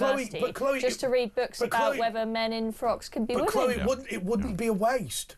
Because you will get a job in the City of London in some HR department just doing over decent people. Well, in the NHS you can earn more than the doctors, right, being a DEI officer. But I mean, talking about how the NHS is responding to this, I'm interested to see how they will respond, because we've already seen today a woke letter that's gone out from the LGBT plus staff network of the NHS South West Ambulance Service, saying how dismayed they are by the ruling. You know, they're terrified about what this is going to mean for protecting trans staff. I think that after this ruling, the whole case with the nurse Sandy Peggy being forced to share a changing room with a biological male, they look pretty stupid for that now. They've now taken down the live stream of the Employment Tribunal, I believe, so that the public can't actually see how embarrassing it is for them. They claim it's for technical issues, but I'm not too convinced. But yeah, let's see what happens, and let's see if this promise from Wes Streeting and Keir Starmer to cut all the fluff out of the NHS will mean the disappearance of all the expensive DEI managers that earn a lot of these people will fight back. I mean, Lloyd's, who are basically saying we are going to defy the law in order to continue to discriminate against women. And let's make the West great again, says Maloney. Donald Trump yesterday accepted an invitation to Rome during a visit to the White House by Italian Prime Minister Giorgia Meloni. She said she was sure we can make a deal on tariffs, but of course you've got to have an EU-wide agreement, and that's another thing. You know, we're paying half the tariffs of the EU. Starmer, you know, is benefiting a lot from leaving the EU, yet he's still cozying up to the EU. Oh, absolutely. the Daily Mail. Labour turmoil on trans ruling. As party faces pressure to rip up gender laws, ministers are still in a muddle on protecting women-only spaces. Labour's stance on women's rights descended into farce last night as a minister failed to back single-sex spaces, and its union paymaster said it will ignore the Supreme Court judgment. Well, I mean, that, you know, they'll get sued. A health minister refused 4 times to say which changing room transgender women should use, despite the unanimous ruling that they are not legally women. And the president of one of Britain's largest unions, which gives to Labour millions of pounds a year, said the historic decision does not change its pro-trans policy. It came as left-wing Labour MPs and the party's LGBT plus groups criticised the findings of the country's highest court, and Chancellor Rachel Reeves squirmed when asked if Keir Starmer should apologise to an MP for criticising her assertion that only women has cervix. Lammy said men can grow a cervix, remember, and, well, look at his mastermind appearance. But, I mean, he won't apologise, will he, Starmer? He's never going to... He never apologises. No, of course He'll not. work out a way to weasel out. Well, he's gone on holiday, hasn't he? Politicians never apologise. They just weave around the question when they're asked to apologise, even if it's asked to them a million times. I just don't understand, you know, looking at this, the number of people defying this judgment. I just don't get why it's so controversial. They're lashing out as those, you know, the left and all that always, like, look at the Brexit vote, they still won't give... They're very vicious in a way, but they are acting as though, these people who are throwing their hissy fits, they're acting as though it has now become illegal to be trans. Yes. That is not the case. We live in a free society where if you want to call yourself a woman when you're actually born a man, and you want to put on a dress, you want to put on lipstick, you want to have long hair, you are free to do so. I might say, you look like an idiot in that dress, and you might tell me to use certain pronouns, and I might say, sorry, I don't want to, but you are free to ask me to use certain pronouns, and you're free to refer to yourself with those pronouns and whatnot. We're just saying... stay out of the changing rooms. And give also, women a little bit of dignity. We don't want men to be beating the crap out of women in sport, as we saw at the Olympics. I mean, even the official boxing boards pulled out in the Olympics. I mean, took it over themselves. And football, just to add to that, we've made a point on multiple occasions on this show, and just to repeat it, so apologies for those people who've heard it before. What Asher just said about the boxing federations, they have never agreed on anything. That's why there's about 10 of them. Governance, right? The only one thing they've agreed is that none of them were willing to walk into a room where men and women boxed against each other, because they didn't want to be responsible for the one-punch death, which is now inevitable. They've never agreed on anything, these boxing federations. They've never agreed on anything. The one thing they're agreed on is that putting a woman in a boxing ring with a man is just dangerous. Well, men kill men. There's many every year. We saw with Chris Eubank. It was Michael Watson. He didn't die, but he came close to it, and he's now, you know, in a wheelchair. And we saw Ben with McClellan. Nigel Ben. Yeah, Nigel Benn with McClellan, and we saw Barry McGuigan, a man died in the ring. It happens all the time with men fighting men. So men fight, and that Olympic boxer, which was for the gold, she said she had to give up because she was going to be killed. I know there was the fencer a couple of weeks ago who took the knee, and actually a very brave woman said, I'm not fighting a man in fencing, which is, you know, there's a big advantage. You've got longer arms, you've got your that woman in the boxing, I've said this before once again, melted to her knees at the first punch. She broke down in tears because it was just unbelievable, the frustration and, you know, about it. Horrendous. Yeah, and a lot of people are saying, oh, you know, when you train as a woman in boxing, you will spar and you will train with men. And I'm like, yeah, that's slightly different. It's a bit different, because they always say to the guys, you know, you go really, really light if you are training against a woman. Yeah. This is different. You are going full throttle when you're in a ring, and it's, you know, something like it's 100 and something % harder. Yeah, I think 160%. A man's punch, I think, even if the weight is the same. They say, it's fine because we've got weight categories in boxing. Doesn't matter. Well, a man the same weight as a woman. First of all, men have a way lower body percentage naturally than a woman, so they're going to have way more muscle. A featherweight would be a heavyweight woman. I mean, in the Olympics, the lightest weightlifter can lift more than the heaviest female weightlifter. So, I mean, that says everything, doesn't it? The Times, blow to UK trade hopes as Trump says substantial tariffs will stay. Trump has warned that substantial tariffs will remain on US... This is the Times, by the way. President Trump has warned that substantial tariffs will remain on US imports, dealing a blow to British hopes of securing a total exemption from American duties. Trump said baseline tariffs, currently at 10%, would probably remain regardless of diplomatic attempts to reduce or eliminate levies, and cozying up to the EU won't help. We're taking in a lot of money, which we've never done before, he said. We're going to end up with a baseline of a substantial number. It's turning out that Trump has done not a bad thing. I mean, I think the markets are stabilising again, and his main target was China. And third spaces could be needed for trans people. They're going to make another space. The Equalities Watchdog has been inundated with calls from organisations seeking clarity on how to enforce the Supreme Court ruling on the definition of a woman. The Times understands business and public bodies may need to provide neutral third spaces for trans people.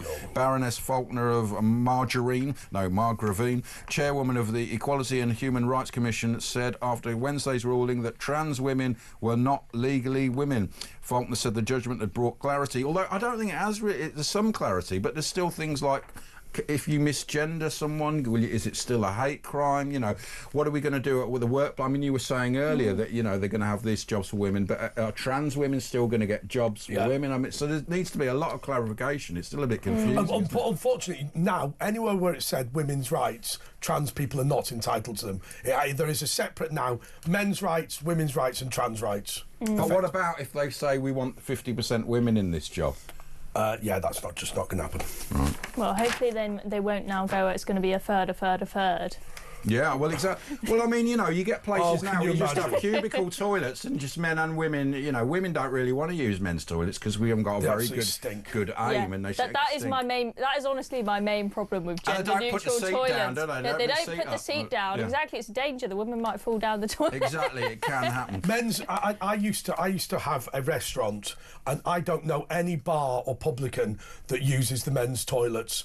When the place is closed, they all use the women's because it is. I used to actually. I must disgusting. Admit, at the old Talk Sports, because there was no women there in the evening, and they were always much, you know, nicer and cleaner, and they had little frilly things on the wall and a funny bin. I'd never seen this type of bin. Anyway, the Daily had a pedal and everything. Daily Express. Sharon Davies, heads must roll in battle for equality in women's sports. So yeah, this is sort of what I was saying earlier. Are they going to go back and retrospectively, because they should do now? They should do. It's almost like it's been proven. In the 80, I think it was the 88 Olympics, they found that nearly all the people were, they did tests later on, they found drugs, performance-enhancing drugs in all of them, and Linford Christie then got a medal. I think he actually ended up with the gold. I think Ben Johnson, Carl Lewis all got problems. So let's start off with redoing that pool final that just happened, where there wasn't a single woman contesting it. Well, surely the woman who came third, or the last women, should get the gold medal. They should rerun the final the woman who took with the next two women. And I mean, you had all these people saying, oh, you know, it's just pool, it's not like a proper, you know, physical sport, you're just pushing some balls around the table. I'm like, okay, so if there is no difference at all between men and women in this sport, what are the odds that the two trans players, who, you know, trans people make up such a tiny proportion of the population, would be the two that make it to the final? That would be a pretty big coincidence. You do need strength, the control of the cue ball. Well, you've got bigger arm span. You've got you can hit the ball. You've got better twitch, more twitch muscles, and your eyesight, because men are basically evolved for hunting. Women are gathering. We do have quicker reflexes, and men are just better. Women's span. Just face it, men are better, and we shouldn't be competing against the poor ladies.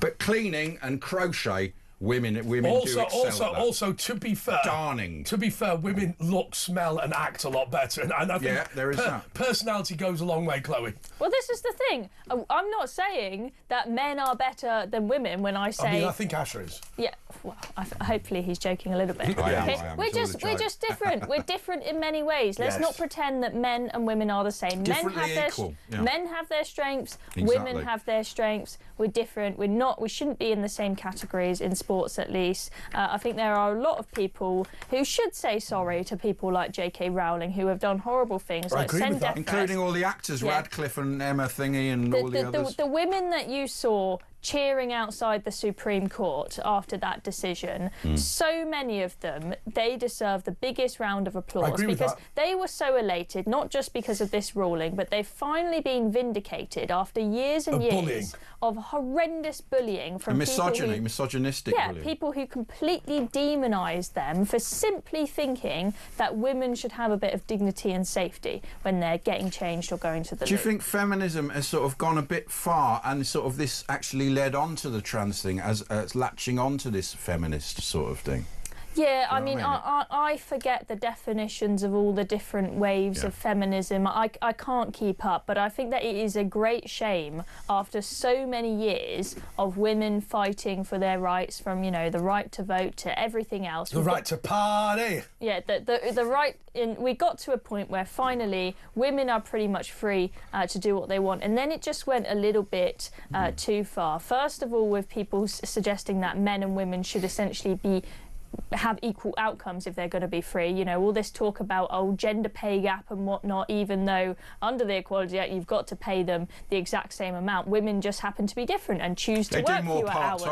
They're not as competitive as men. We don't have the same testosterone levels. Men are more willing to work until 5 a.m. at Goldman Sachs. I don't want to do that. I'm not interested. And then drink lots of vodka. We need more sleep than men, so we're not as interested in those kind of jobs, right? But so you've had that all happen where they think, if women don't occupy 50% of the roles in finance, it must just be because of those horrible and misogynist men on the board. It's scientifically and now incorrect, we've got to the point where it's gone backwards because we've now decided that men in frocks must be included in the category as of women that we need to fight for as well. So hopefully a bit of sanity is being restored and we can go back to whatever the previous wave of feminism We've got a break, was. but I read this because Jermaine Greer, you know, a lot of celebrities were having a go, you know, before. Obviously there was the guy who was Doctor Who, whose I think son is trans, but I mean the pot calling the kettle black. Elton John said, "Oh, Jermaine Greer, she's such an attention seeker." I mean, you can't get more of an attention seeker than, you know, Elton John. That's his job, isn't it? To, you know, do his crocodile rock performing,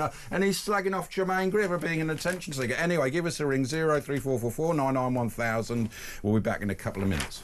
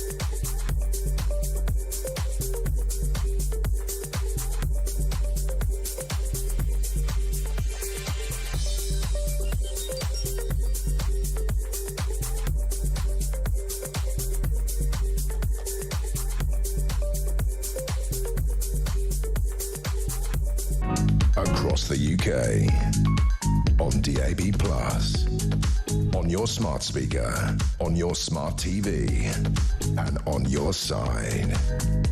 This is Talk.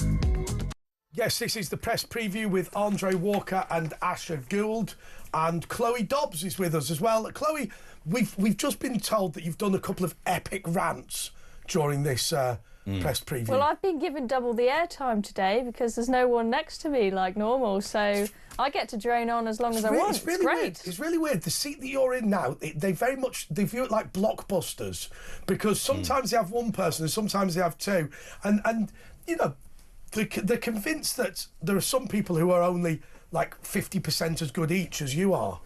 I don't think that's right. I think they're lying. I went to... I think they just couldn't find someone else to put up with you for No, the there was evening. somebody volunteered tonight. I went to the filming of Blockbusters once back in the 80s when I was the social secretary of Bourneville College of Further Education, so I actually met Bob. And interestingly, you know, the buttons that they press, they're actually fruit machine buttons. Really? Yeah, because of course you can smack the fruit machine back. They really are good. And I met Bob, had a chat to him. He told me he was great friends with Bamber Gascoigne, which isn't surprising. And did you know Bob Holness was the very first James Bond? No. Yeah, because it was a radio. Well, 4. I think it was. I don't know if it was. It was on the radio first. Really? Of all. And Bob Holness was the first James Bond. Hard to imagine that, really. Yeah, well, you couldn't see him, so. What is it? I don't even know who you're talking about. No, what, James Bond? No, Bob Holness. Bob Holness. You don't know Blockbusters? Did you not learn it in history at school about I know Blockbusters? Blockbusters is the movie store. Oh no! And the video shop. Do you remember the video shop? That's what I meant. The video shop. Oh right, yeah. Do you remember Henry Kelly? What am I? Don't answer that. Yeah, he died recently. Used to see him down the pub, the old the Bull and Bush. Used to see him. Where's the Bull and Bush? But in Hampstead, he used to live over the road, and he basically lived in the Bull and Bush, and you'd see him crossing the road with the drinks going back, and he had all these old mates that would go there. Really? Yeah. I saw him in the chemist once. Can I have some Lemsip, please? He had a bit of a cold going on. Anyway, revolutionary weight loss pill on the way. A new daily weight loss pill could be a cheap, convenient way to fight deadly type 2 diabetes, said experts. So, anyone out there been on these things? I mean, because you hear rumours. I heard someone who was on it, and they only lost 6 pounds and stuff. You know what I mean? So it doesn't really work for everyone, and you can only take it for a couple of years. I've got a friend of mine who's super skinny because he's diabetic and he's on Ozempic, and he's incredibly against people taking it because, frankly, it does suppress your appetite and makes you ill. And don't you lose muscles as well yeah. and stuff? And actually, don't they say there's a limit, like 2 years or so? I'm not sure, but and then once you come off it, of course, it's like the old diet thing. You just pile on the pounds again, don't you? I mean, I don't know. I mean, everyone's always looking for a quick fix. I mean, we always see when we get the front pages that the more tabloidy ones. Yeah. I mean, half of the stories on the front. Eating a tomato once a day. Yeah, it's the next trick on how to use £10. But I do worry with Ozempic, be it in a pill or a jab, that come 20 years time that we'll start seeing some scary consequences. Who knows? Everyone keeps saying, "Oh, it's amazing. There are no side effects," and I'm like, really? Like, I think if you're injecting yourself with something, you've got to think that there must be something that there's. There are side effects. Pretty much any medicine you take has got some scary side effects. I don't know if it was that one, but I remember a few years ago there was some fat-losing pill, and it gave people terrible gas. Just eat some vegetables. What about? By the way, let me ask you this question, Chloe.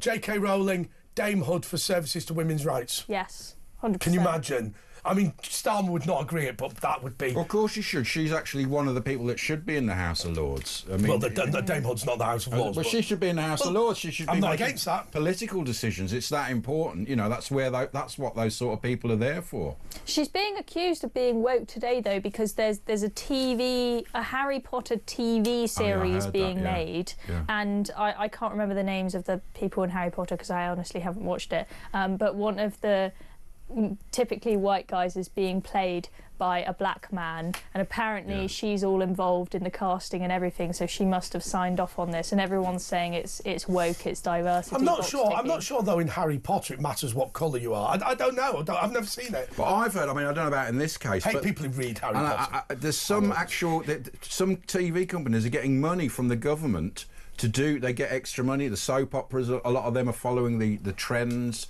They're actually getting paid. I don't know about this adolescence thing, but it seemed to be a psychological operation, at least in the arts and in theatre, the only way that they can survive is they have to apply for all of these grants, right? Which is like £1 billion or something. The only way that you can qualify for the grants, if you are a theatre, if you're a museum, if you're the National Trust, whatever it is if you tick all the DEI boxes. So even if you are the manager and you're against all this woke stuff, the reality is it's not a case of go woke, go broke. It's go woke or go broke for these people, which is why that sector is just so ridden with this just complete obsession with diversity. They care far more about diversity than they do, for example, the quality of the performance and the quality of the service. I mean, I'll tell you one thing that I do think it's racist. I bought my mum for a birthday one year tickets to Shakespeare in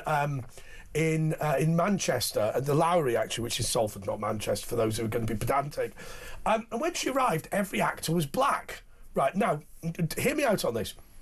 Apart from in Othello. They'd actually taken Macbeth and they turned it into a play about modern Rhodesia or Zimbabwe, or whatever you want to call it. And it was set in modern Africa. basically, Macbeth. And do you know what? She said it was actually brilliant. But, the whole idea had been updated and whatever and turned into what they thought was a modern thing, all about dictatorship and all this sort of thing. But anyway, the point being is that, sometimes you can bring some diversity to things and it'll be sensible. But just simply saying, which is what happens now, Chloe, white people need not apply, is, I'm afraid, simply racist. Well, I went to Shakespeare's Globe for the first time a few months ago and watched, I think it was King Richard III, and it was an all-female cast, so they didn't have any men playing any of the male roles. And I was really confused watching the play because I wasn't sure who each character was, because I wasn't sure who was meant to be playing a man, who was meant to be playing a woman. But what they did was for King Richard III, because it was being played by a woman, but they wanted to show it was a man, is the whole play was done with this woman wearing, I kid you not, a sparkly jockstrap the entire show, and was waving it around and was literally going and rubbing it against the other characters, showing it off. And there were kids watching. Well, I was shocked. I had no idea what was going on in the play. What Philomena Kunk said about Shakespeare? She said, Shakespeare enjoyed school, probably because he didn't have to read any boring Shakespeare stuff. Yeah, well, exactly. Yeah. In 1936, Orson Welles did an all-black cast called The Voodoo Macbeth. It's a common nickname for the Federal Theatre Project's 1936 New York production of William Shakespeare's Macbeth. Orson Welles adapted and directed the production, moved the play setting from Scotland to a fictional Caribbean island, recruited an entirely black cast, that's what my mum saw, and earned the nickname for his production from the Haitian voodoo that fulfilled the role of the Scottish witchcraft. And on that bombshell, we'll take a break and be back in 2 minutes.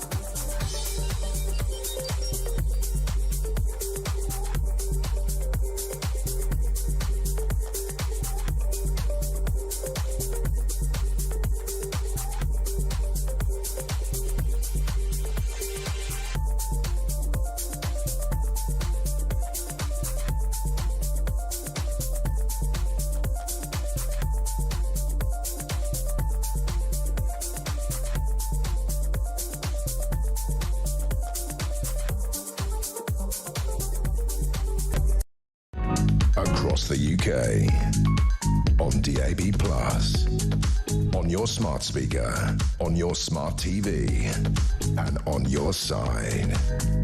This is Talk. I'm just going to say this. We've been invaded with messages. We've got a contributor, can't say who it is because he's a local election candidate, and I'm living with him at the moment in Gloucester. He's got a jacuzzi the size of this studio. I'm not joking. With a massive TVs, a massive projector, so you can watch. They've all messaged me. They're absolutely shedded. They've just been boozing on champagne and God knows what. They should be very careful in the jacuzzi. Anyway, Rupert Lowe. Let's read a statement by Rupert Lowe. He's threatening legal action. This is his statement. On the 7th of March 2025, Lee Anderson and Zia Youssef signed and published a statement on behalf of Reform UK. Mr Anderson and Youssef are respectively the party's chief whip and chairman. The statement falsely alleged, amongst other things, that I engaged in serious workplace bullying and had made multiple serious threats to physically assault and injure Mr Youssef. The statement was read by millions and has caused serious harm to my reputation, Rupert Lowe. I believe it was published as part of a concerted smear campaign against me after I made comments about the party's leader, Nigel Farage. I have today instructed my solicitors, Brett Wilson LLP, to send letters of claim to Reform's leader and director, Nigel Farage, Mr Anderson and Mr Youssef, asserting claims for defamation. I call on the party, Mr Farage, Mr Anderson and Mr Youssef, to do the right thing and retract these false allegations. In the event that they are willing to do so, it is my intention to issue High Court proceedings. Whilst I have no desire to litigate, I will do what is necessary to ensure my reputation is restored. Given the extant legal proceedings, I am unable to comment further on the matter at this stage. But we can. What do you think about this, Chloe? Well, you know, there's been this Rupert Lowe saga rumbling on and on for ages. Whether he is guilty of doing anything wrong, I do not know for sure, but I don't think it's been handled absolutely brilliantly. And this is not very good timing for the Reform Party. I don't think the Rupert situation is affecting Reform in the polls very much, because you're... Do you not? I would have thought it might. It isn't. I think it, you know, it may have given them a little bit of a knock, but those of us who live and breathe politics, we hear about it all the time. But your typical member of the public, I mean, the number of Reform voters that actually know who Rupert Lowe is really small. It is where low. This may affect the... They're also still the only answer, Reform. Where this may affect the Reform Party is just the fact that the people at the top who need to be really focused on the local elections right now, they now may be diverting their time and energy to dealing with a legal battle. It would have been far more convenient if this statement from Rupert Lowe had come out after the local elections took place. I personally think, you know, Rupert Lowe, he's very much in his right to do this and to take legal action, but I think that it would have been wise to maybe wait until after the local elections. But he's not bothered about that. He can't do anything. This is the time that he would do it, and you know, if he does win or if they do apologise, what will happen to Reform in that case? Well, I think that the timing of this, I think that Rupert Lowe choosing to do this now, it can look to some people as though he has chosen to do this now on purpose to try and ruin their hopes at the local elections. And there are many people who I think, you know, I put out YouTube videos and I see the comments, and there are very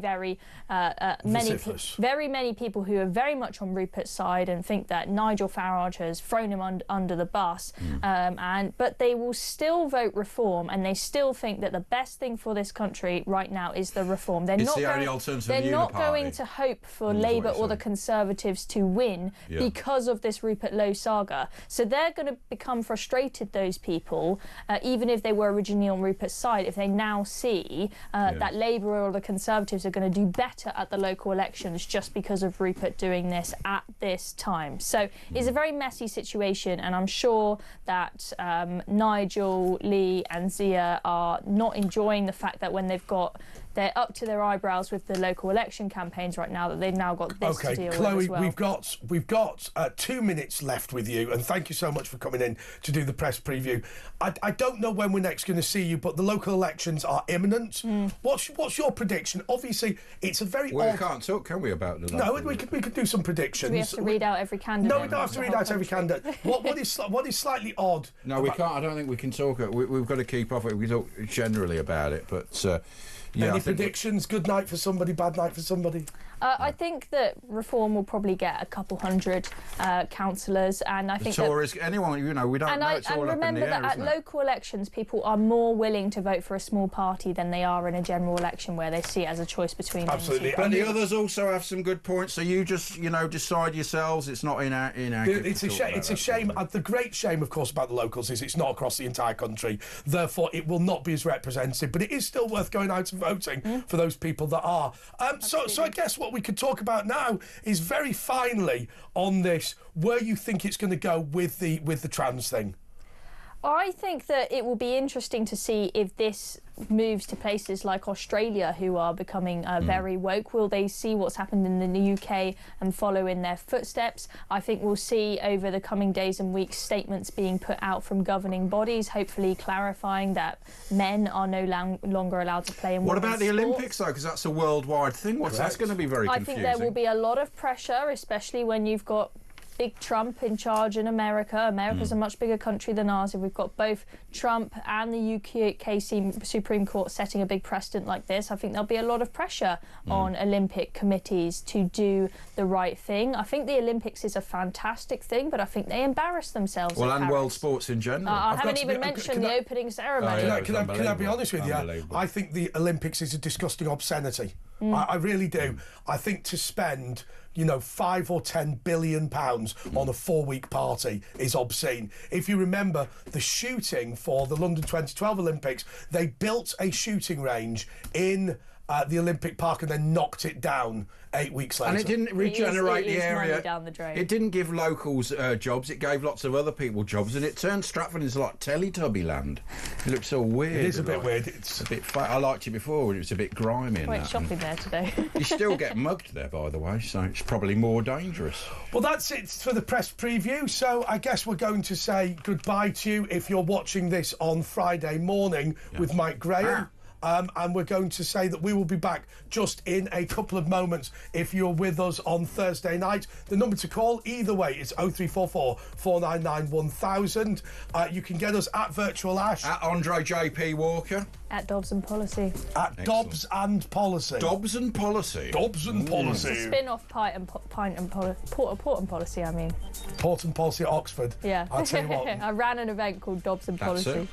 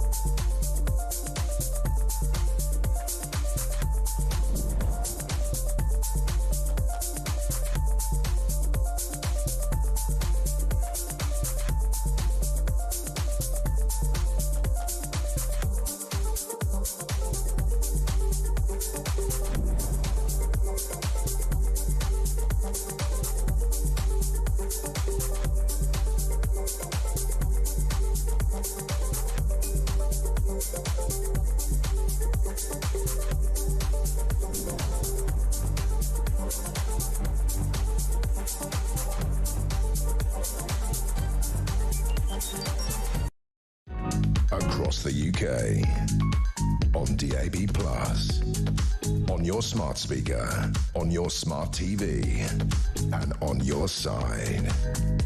This is Talk.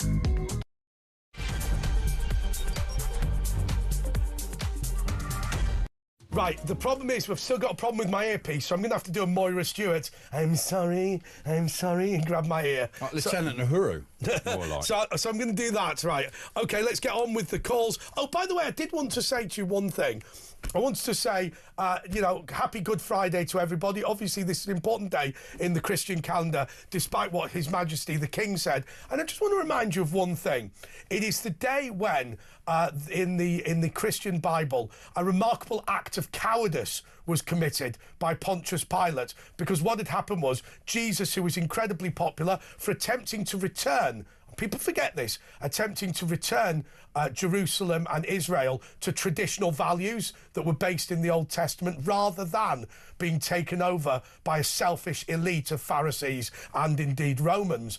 And of course, he was, despite his popularity, Pontius Pilate put him to death. Now look, the message of Easter is not one of political defiance, but it does strike me that when we see so many of our politicians letting us down, maybe this Easter we can actually sit down and think to ourselves, whether you believe that Jesus was the Son of God or not, wasn't it good that somebody challenged the hegemony and the authority and said, actually, let's try and return to our core principles and defend what we believe to be right? Yeah, and I've seen, in Tiberias in northern Israel, I've seen actually a stone thing from the time, and it's got Pontius Pilate's name actually carved into it and all that. Is it about the resurrection when he rose? Well, no. So today, today is the trial. So at the moment, what's supposed to have happened is the Last Supper's taken place, and Jesus. That was the Seder night, of course, because it's Pesach at the moment, Passover, and the Last Supper was the meal. The so Jesus apparently bled out of his eyeballs, which is this thing where you are so afraid. It is actually a genuine condition. Happen, can't it? Yeah. So he was so afraid, but look, the reality is, I'll tell you the story as I understand it, the way I always think of it, is that you've got Jesus and Barabbas. Look, the reality is, the Romans were desperate to keep Jesus, weren't they? Because he was arguing for pacifism. He didn't want to fight against them. He argued, render unto Caesar that the Caesars pay your taxes. But he was very concerned about the way the religious authority had taken it upon themselves to just overreach, in the same way that perhaps the European Union might do, or the same way that Quangos might do today. But of course, Pontius Pilate normally spares one person at Passover, but what he did was he decided to have Jesus or Barabbas, and basically picked someone who was completely outrageous, and there was no way that the public would want to spare this person. But of course, the Pharisees and the religious leaders bullied the audience into voting for Jesus. You know, the Romans, when they used to do crucifixion, they would just leave the body up there. But because of Jewish sensitivities, because they used to cater for different areas, in the Jewish religion, you have to bury someone immediately. So in order to stop riots, they took him down, and handed him. But if it would have been the proper, crucifixion, he would have been still up there, I think I've got to say, I mean, I would say this to a Jewish person. I think obviously Jesus' occupation was clearly rabbi. Right, and he obviously went to university in Qumran, right? And I think his central message, which is attempting to prevent religious authorities from going over the top, I think it's important. He was just a bit sensible. Anyway, he was like the anti-woke brigade. You shouldn't have moneylenders in the temple. Correct. I'll tell you what the Pharisees were, the Quangos of today. They were the Keir Starmers. Anyway, Brian is in Whitley Bay. Come on, Brian, let's have a chat. Aye, man. Hi there. First of all, Ash, Andre, and your previous guest, Chloe, happy Easter. Thank you so much. Thank you very much, man. Great. Where's our eggs? Oh, it's all very well wishing us happy Easter. Where's the chocolate eggs, man? No, sorry, I haven't had a chance to get around to that. Yeah. Sorry about that. You've eaten them, haven't you? I have. Well, not yet. I'll wait till Monday. My point was, right, all the biological girlfriends I've ever had, and I hope I don't sound rude here, I'm just being, talking about anatomy and physiology, have all had clitorises. So do trans people have clitorises? That's a good question. Do trans people have clitoris? 034449911. No, but can I tell David Lammy says they can grow one. Can I tell you something? This is really bad. I don't want to upset the sensitivities of people, but if you take testosterone as a woman, your clitoris grows into a small penis. Well, of course, we're all... that's the reason we have nipples is because a fetus at first is just interchangeable. It's a female, basically, it gives the nipples. And a clitoris is the penis. And actually, the labias are the same skin as a fused scrotal sac. It's the same skin if you look into it, and you know, that is what it is. And then the hormones and the XY in XX DNA changes it, and you get this or you get that. Can I tell you something? All kinds of different things. Don't bother with the Open University tonight. We got it sorted. But on a serious note, I mean, I don't want to be critical of people, but you know, these operations are incredibly invasive, and taking these you know, these tablets do all sorts of weird things. I mean, to have a sort of a 1-inch clitoris is, you know. But you're also at risk of cancer, and also you're basically sick for the rest of your life. You have to keep going to hospital because you'll get infections. I saw one, I think it was a male who became a female, or it might have been the other way around, but she said that now that they've put everything in, or there's hairs growing inside, and she says she's going to die, that she's been told in her 40s. There's terrible things, and it's these operations are having because of pressures and wokeness. And Brian, I just want to say one thing to you. We will pass over to you now. Asher and I are not saying this in order to be gratuitous and disgusting after midnight. The reality is, a lot of these parents are being told that you can have gender reassignment and that's the end of it, and if you don't do it, your child will commit suicide. And unfortunately, the end result of it is that people are left very, very badly disabled more than anything else. And to the extent that when we attempt to explain to you what it is like to be a trans person, it becomes almost obscene to tell you the facts. And many are suing them who want to change back. You can't obviously change back. You also become sterile, whether you're a man or a woman. You become sterile from all these things. I just thought another point as well, Ash. These trans men will still have prostates, wouldn't they, as well? We'll have to ask David Lammy about that. I mean, I would have thought so. Yeah, you're going to have your prostate, but it's not going to have any job to do, is it? The other thing is, if you are a lesbian, I mean, we've seen this before today. You're dancing in a lesbian bar and you bump into somebody who's biologically a man, and they go, "Oh, we're throwing you out of this lesbian club on the basis that you're transphobic." It's a bloke. Yeah, but now a bloke can say not now, but before, a man could say he's a lesbian and still be sexually attracted to women, but say they're a woman. I mean, that's a crazy situation. Mind you, there's a bloke who lives next door to Lois Perry, or where she used to live. And you know what? He's somebody who likes women's clothes. His name's Barry. He's a regular viewer of the channel. Barbara. I think he was like won the boss of Next Fashion or whatever. He just prefers women's clothes, right? He's a heterosexual man. He goes to heterosexual bars. He's a granddad, and he just likes women's clothes. Lovely man, good woman. Bloke. Good bloke. No, he's not a woman. He's just a bloke who likes women's clothes. Fish of them. I mean, God ever happens, if I ever went on a dating site and I met a trans person, could I sue that person for imposing themselves as a woman if they're not a real woman? Well, I think now the dating apps will be so. Say a lesbian dating app, you can no longer register as a man as of today. Well, there was an all-woman one, wasn't there? And it ruined the life of this woman in Australia who specifically, because they had this AI that would recognise from the face, and she got sued, and she's being sort of trolled by this person, and there's big court cases, and it's really ruined her and given her years of hell. So maybe that will all come to, well, not in Australia, obviously, but maybe other countries will follow suit. A trans person should be known as a trans gadge. Simple as. What's that? A trans gadge? I don't understand. Is that a Geordie thing? Yeah, that's a man in it, a trans gadge, a gadgie. Is that a Geordie expression? Yeah, a gadgie is a man in it, so a trans. You gadgie, is it? I didn't know that. And I'm quarter Geordie, of course. OK, thank you so much, Brian. By the way, somebody's just said Rhodesia wasn't a dictatorship. It was one of the biggest portrayals of a colony the British did. They let it fall to communist. We were talking about the Macbeth that was set in modern-day Zimbabwe. I just accidentally called it Rhodesia. Robert is in Hertfordshire. Robert, you're on talk. Oh, yeah. I've got a confession to make. I've been wearing women's knickers ever since my wife found a pair in my glove compartment. They do chafe though, don't they? That is superb. So just to be clear what you did, your wife found a pair of knickers in the glove box and you said, rather than, sorry, love, I'm having an affair, you said, I just like wearing women's knickers. Yeah, but crotchless that was ones. 25 years ago. You've got to keep going along with it, haven't you? Talking of dicks, I phoned up to talk about James O'Brien. I've had about 5 run-ins with him. Go on. Tell us the best one. Yeah, I mean, and he's like a scab that you have to pick. Whenever something happens in the world like Trump gets in, I always tune into LBC just to see what he says, and I last about 2 minutes. But why? Because you just when I've tuned into it, I can't listen to it. Do you know? Is that what happens to you, Rob? Yeah, well, I had a run-in with him about 15 years ago. My son's got a friend he's West Indian, and his mum was a registrar for a well-known left-wing North London council. Okay, Islington. She all the papers because she refused, and it was down to her religion. This is when to marry gay couples. Yeah. And she was sacked over it, and she was also told to take her cross off.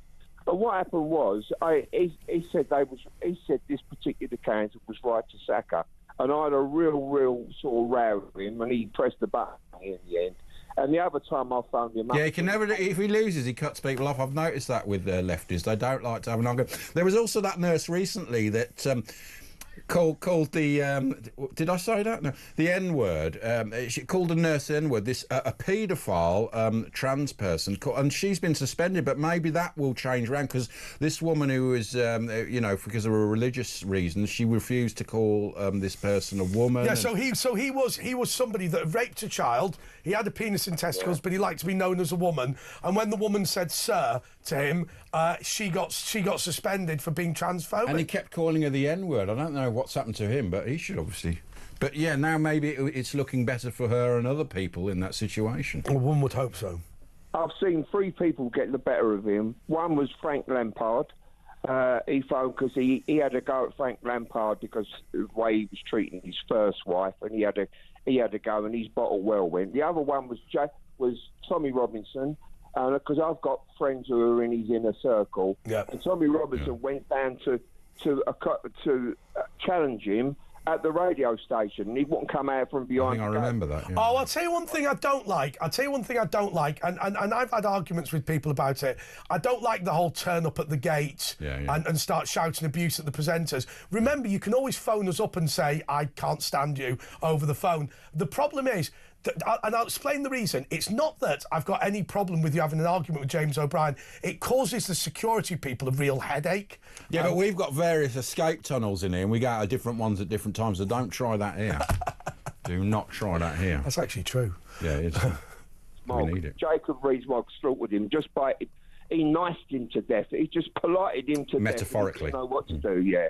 He didn't know what to do. What did Jacob Rees-Mogg say to James O'Brien that made you feel that he quote-unquote knifed him to death, metaphorically? Well, he was just so polite, and he wouldn't buy it. James O'Brien was trying to get him to buy it, and he won't buy it. He's a class actor, I think. Oh, not much. He's absolute. Whether you like him, whether you I think his posh voice and that, I think people were a bit snobbish, but actually I think he's a very clever man. Well, his children are all clones of him. You ever Yeah, I seen know. them? They look exactly the same. I loved when somebody said to him, what happened when you got interviewed by Ali G? And he said, well, at that time he was called Ali Gupta. And he said, I was just sat there thinking, you're blowing your big chance in life. So apparently, and this is so Jacob Rees-Mogg, he was attempting to help Ali G as much as he could, because he was like, he's come ill-prepared, he doesn't know what he's on about, but what I'll try and do is help him. I mean, he's essentially... That's what's good. Whether you like his politics or not, I mean, I don't even know if he's a good politician, but... I think he pretty much is. I like the story when Matt Hancock was speaking at Eton and he slagged off Jacob Rees-Mogg, and then Jacob Rees-Mogg's son went on stage and said, well, he's always been faithful to his wife. And he really, tore... Even his son... His son's obviously a chip one. He's got about 6 kids and nanny. And, he's... I'll tell you what I did think. About... Yes, nanny. I'll tell you what I did think about Jacob Rees-Mogg. Having been in long debates that go on for 6, 7, 8 hours, the whole sit rigidly is a stupid idea. You need to slouch a little bit and listen and whatever. But what you see is politicians now in the House of Commons, when Jacob Rees-Mogg was slouching, he's going to be there for 10 hours in the chamber. chamber, so you need to make yourself comfortable. What they actually do is they sit there for a bit on the phones just so you can see them there, but they're not really listening to the debate. And I genuinely think that anybody who is a real debater would know that what Rees-Mogg was doing was eminently sensible. Also, he's about 6'4", and I've actually sat in the House of Commons, and when I did it accidentally, and a man in stockings shouted at me for doing it. But I did sit down in one, and because the chamber, the House of Commons chamber, was blown up in the Blitz, and Churchill said, right, build it the same way they did it. It was not as ornate as the Pugian one. But I've actually sat in the seats, and because it was built in the sort of 50s or early 50s or late 40s, the seats are just like, if you've ever sat in a car seat from that time, they're sort of leather with springs underneath, and they're really uncomfortable, man. They're really terrible, not like the House of Lords ones. So, you know, he get a bad back. And also, he's quite a tough guy. People think he's a wimp. He's actually quite a tough guy. I've seen him going up to people, you know, who are getting a bit... I love when somebody tries to disrupt the meeting and he goes, no, it's a democratic meeting. You're very welcome to be involved, but I'm afraid you can't shout down the meeting. The meeting will have to start. And the problem is, and I found this, I don't know if you find this as well, Asha, when people phone this show and they want to disrupt it, if you actually try and talk to them, if they phone up and go, you're a TW18, you go, why? They go, what? You go, well, let's have a debate about it. And they go, oh, I just thought you cut me off then. I don't really know what to do. Well, it's a bit like earlier yesterday on Julia Hartley-Brewer when the person from Virgin was having a go and she stormed that. Julia won that again. Julia, we're going to get that clip on in a second. But Julia really kept calm, held her ground, and the other person did anyway. Look, just watch it and see for yourself.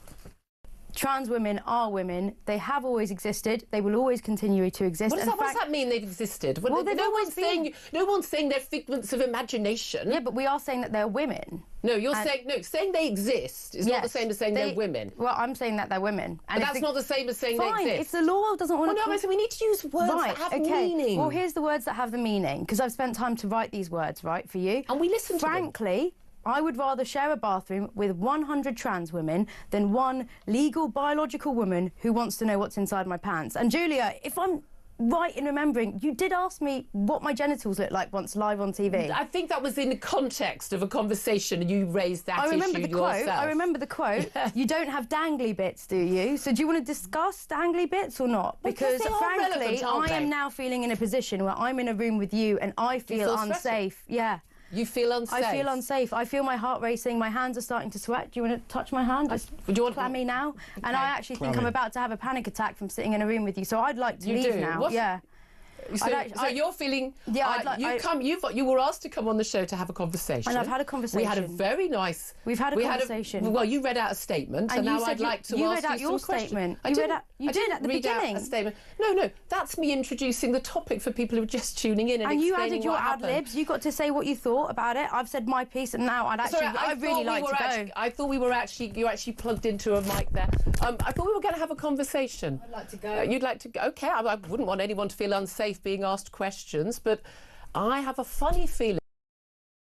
I've got to say one thing about that. I think it's really disgusting the way that she attempted to use the language to make it sound like Hartley-Brewer was a pervert. The reason that Hartley-Brewer was asking what was in her trousers is it's relevant because she says only biological women should be in the women's changing room. If you want to respond to that, which is a Virgin presenter walking out on Hartley-Brewer, 0344 499 1000. We've got 1, 2, 3 slots available, so you will get through. More next.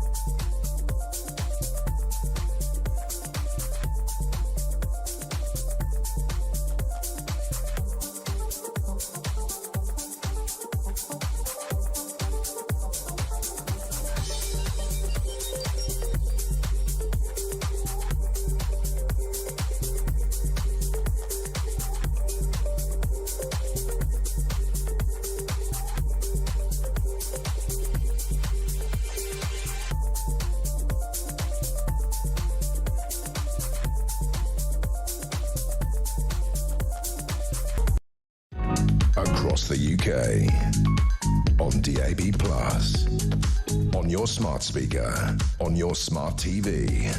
And on your side. This is Talk. Right, there is something in my job and in my life which I always look forward to, and it's phenomenal. It's when somebody rebukes me for being a left-winger. Okay, somebody's messaged in saying, Talk, why are there no genuine right-wing presenters or discussions on Talk Radio or the other place anymore? If you don't want to stand up for your true beliefs, then this country will be truly lost forever. Man up or get off her. What I want to say to you, dear messenger, whatever your name is and wherever you are, if you think I'm a communist, then all I can do is salute you. Because I'll tell you what, I would be proud to meet somebody who made me look like a left-winger. I would love to do that very much. If you ever see me in the streets, I'll buy you a beer. Okay. Right, okay, let's go to David in Alva, Scotland. Dave. Come on, Dave. Dave. Come on, Dave. You guys. Dave. All right, come on, Dave. We go to Kelly. No, Kelly, I think Dave's there. Kelly. Dave. Come on, Kelly. Kelly. Dave. Yeah, I'm here. Is that Dave? Dave. I'm Kelly. Oh, we got both of you on. Let's Dave meet Kelly. Kelly's in where are you? On the M40, so probably near Oxford. And Dave's in Alva. You're all pulled over though, aren't you? Yeah. Right. So have a chat to each other. Away you go. Hi, Kelly. How are you doing? I'm doing fine, thank you very much. Yes, I'm doing great. You sound like a nice, good young lady. I try to be, yeah. Most of the time. Okay. Yeah. Now, I'm going to say, though, that I am transgender. Okay, and what do you think about today's ruling, Kelly? Well, good for it, really. I mean, you know, all this rubbish that we've had for years about what is a woman, at least now, well, we all knew anyway, didn't we, what a woman was? Well, I mean, a lot of trans people are like you, but you're not speaking up about it. We only hear from the minority who kick off all about it, don't we? Isn't that the case? Well, it is the case, but it's always trans people that seem to get it. I mean, a little while ago, somebody said to me, oh, what's your pronouns? And I laughed at them, and I just said, M-E. And they went, oh, I haven't heard that one before. What's that? And I went, I'm me. It's as simple as that. It doesn't need to be any more complicated than it already is. Dave? Yes, I'm here, aye. But what's your response to that? Well, I'm white, British, Scottish, and I have a set of balls. And a woman is a woman, and a man has a penis. And balls. Yeah, but hang on. Can I ask both of you? I want to ask you, Kelly. What happens? So, in terms of women's changing rooms, I believe that if you've had, how do I be delicate, reassignment surgery, I have no problem with you going into a woman's changing room. But some women would. Some women would. Some women don't, and some women would. I think it's all about the penis and testicles. What do you think? I couldn't agree more. I mean, I'm having the operation in a couple of months' time. Whereabouts? Downstairs. I'm actually going to Spain to have it done because it's cheaper over there than it is here. Are they good at it in Spain? You know, you've got to be careful about these things. Yeah, do you not worry about, you know, have you not read stories about other people? Have you looked into, done all the research? Because, you know, there can be problems. I know that hairs can grow in the wrong place. Yeah, I've done nothing but. But you have to take drugs, don't you? Don't you have to take, you know, drugs all your life to stop, you know, things, rejecting things? No, I don't inject anything. All I'm taking is a drug called spironolactone, which is a blood thinner, and it also is a testosterone blocker. And how old are you? I mean... what's his story? Yeah, tell us your story from the very beginning when you were a kid. Did you know from when you were a kid? I mean... Yeah, I knew when I was about 14. I used to spend a lot of time with my auntie and my cousin, who was 16, you know, a born girl. And we used to go out a lot together. Me and my cousin, we were quite close, and we used to go shopping together and all this. And I couldn't understand why she used to buy all these nice clothes and dresses and things, and I wasn't allowed to. But Dave, sorry, Kelly, let me ask you this question. Why? So my mate Barry, who lives, as I say, near Lois Perry, who I think's watching, by the way. So hello, Lois, and who's welcome to phone in, by the way, if she wants to talk to us a bit about the trans issue. Barry. But Barry likes women's clothes. He's not trans. He's not a woman. He just genuinely prefers women's clothes. He thinks they're a lot better.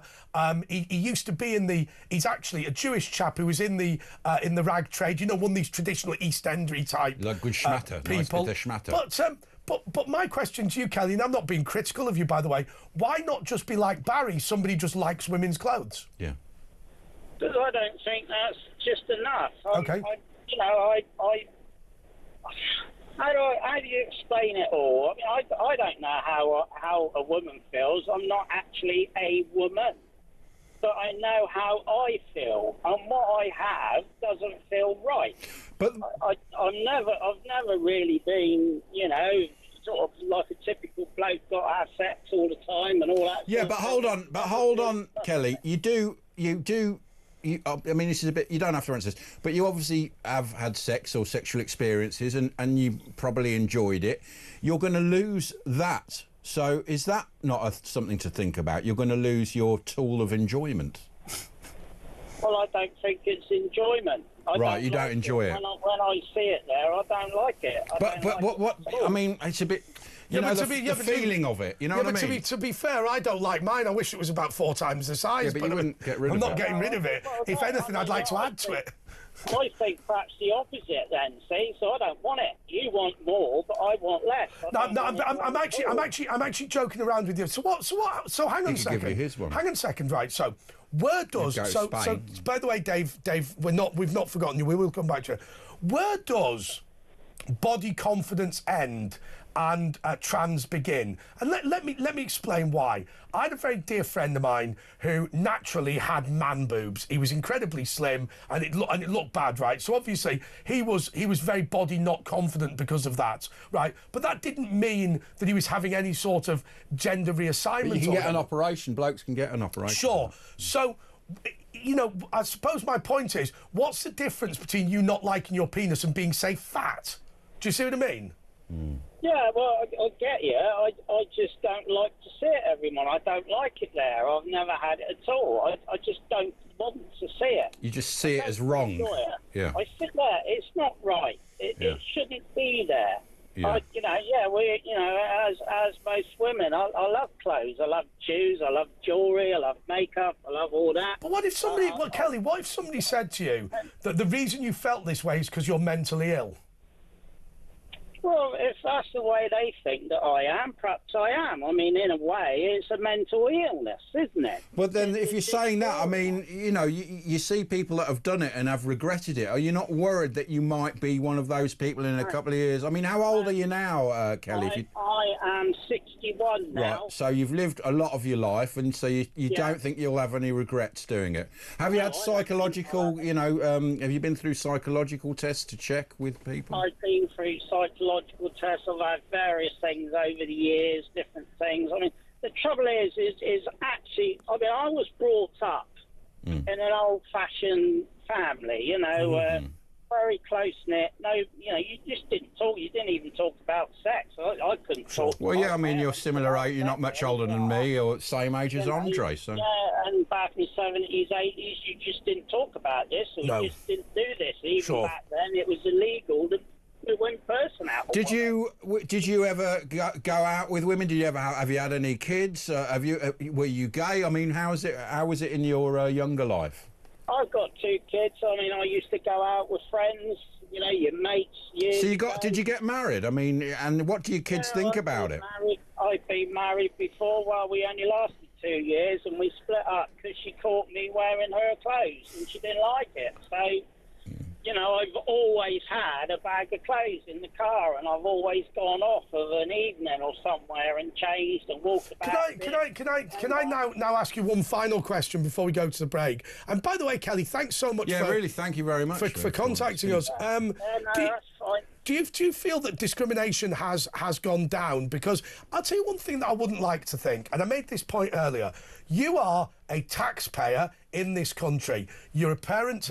It's not for me to judge whether your marriage was good or bad, but you have lived your life, presumably because you're out and about on the road today. You're not, you're not in prison. You're not, all those things.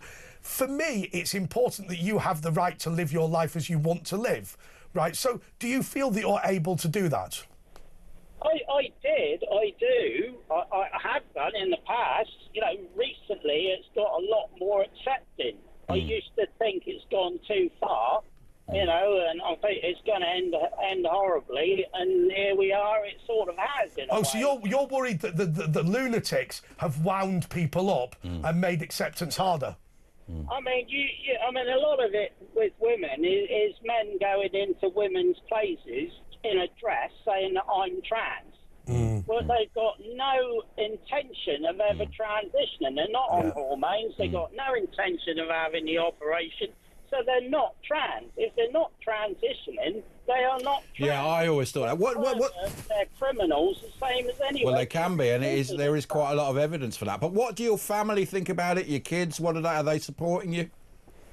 My kids have been great with me. I do have a sister that don't want to know me anymore, but then that's her choice. That's down to her, Maybe she will change though, and maybe you'll be a hotter bird than she is. Maybe that's why she's jealous. Well, I don't know. I've got better hair than she has. Well, there we go. Yeah. All right, Kelly, we're going to have to leave it there. Thank you so much. That was brilliant. Thanks, Kelly. I'm going to say, look, I think that's a fascinating caller. Yeah. And that is, by the way, that is the other side of it. Because my view is, if you're a taxpayer, you have a right to do what you want. I wouldn't recommend having your private part. Well, he's going to Spain anyway, so it's not even costing the NHS anything. OK, we're going to be back with Dave in a moment, who's been very patient. Dave.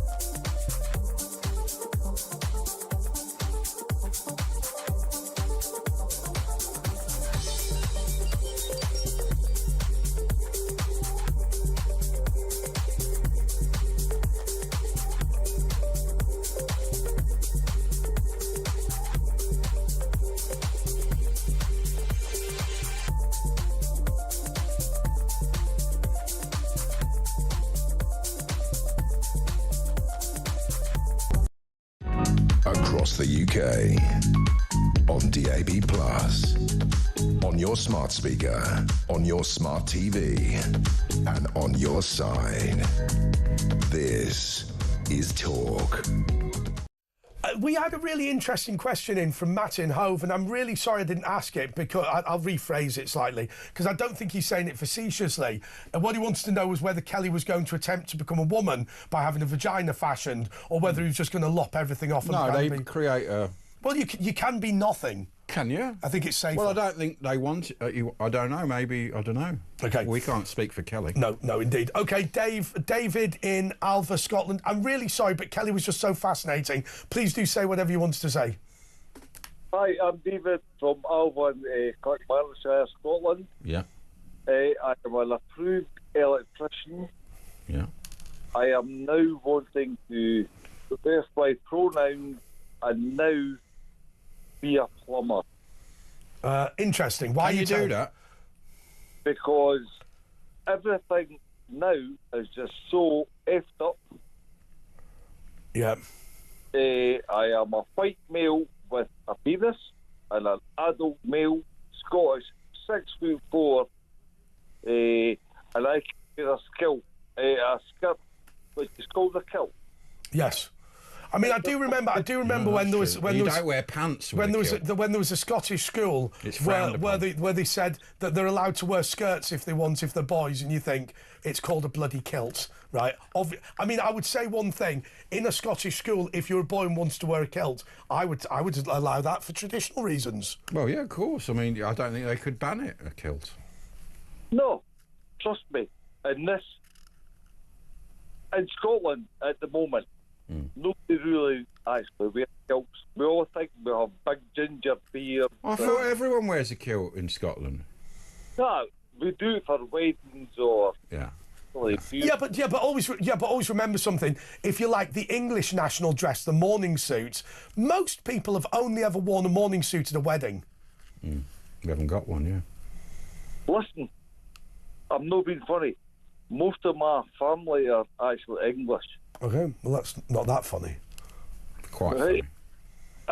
It's no funny because my dad's family are all Telford. David, have you been to the pub tonight?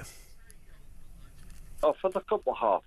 You've had a couple of halves. Do you mind English people wearing a kilt? Because apparently it was an English invention by the cotton traders and wool traders to sell more. They released this book in like 1890 and they said this is all the clan's kilts, and it was all fake news. Have you heard anything about that?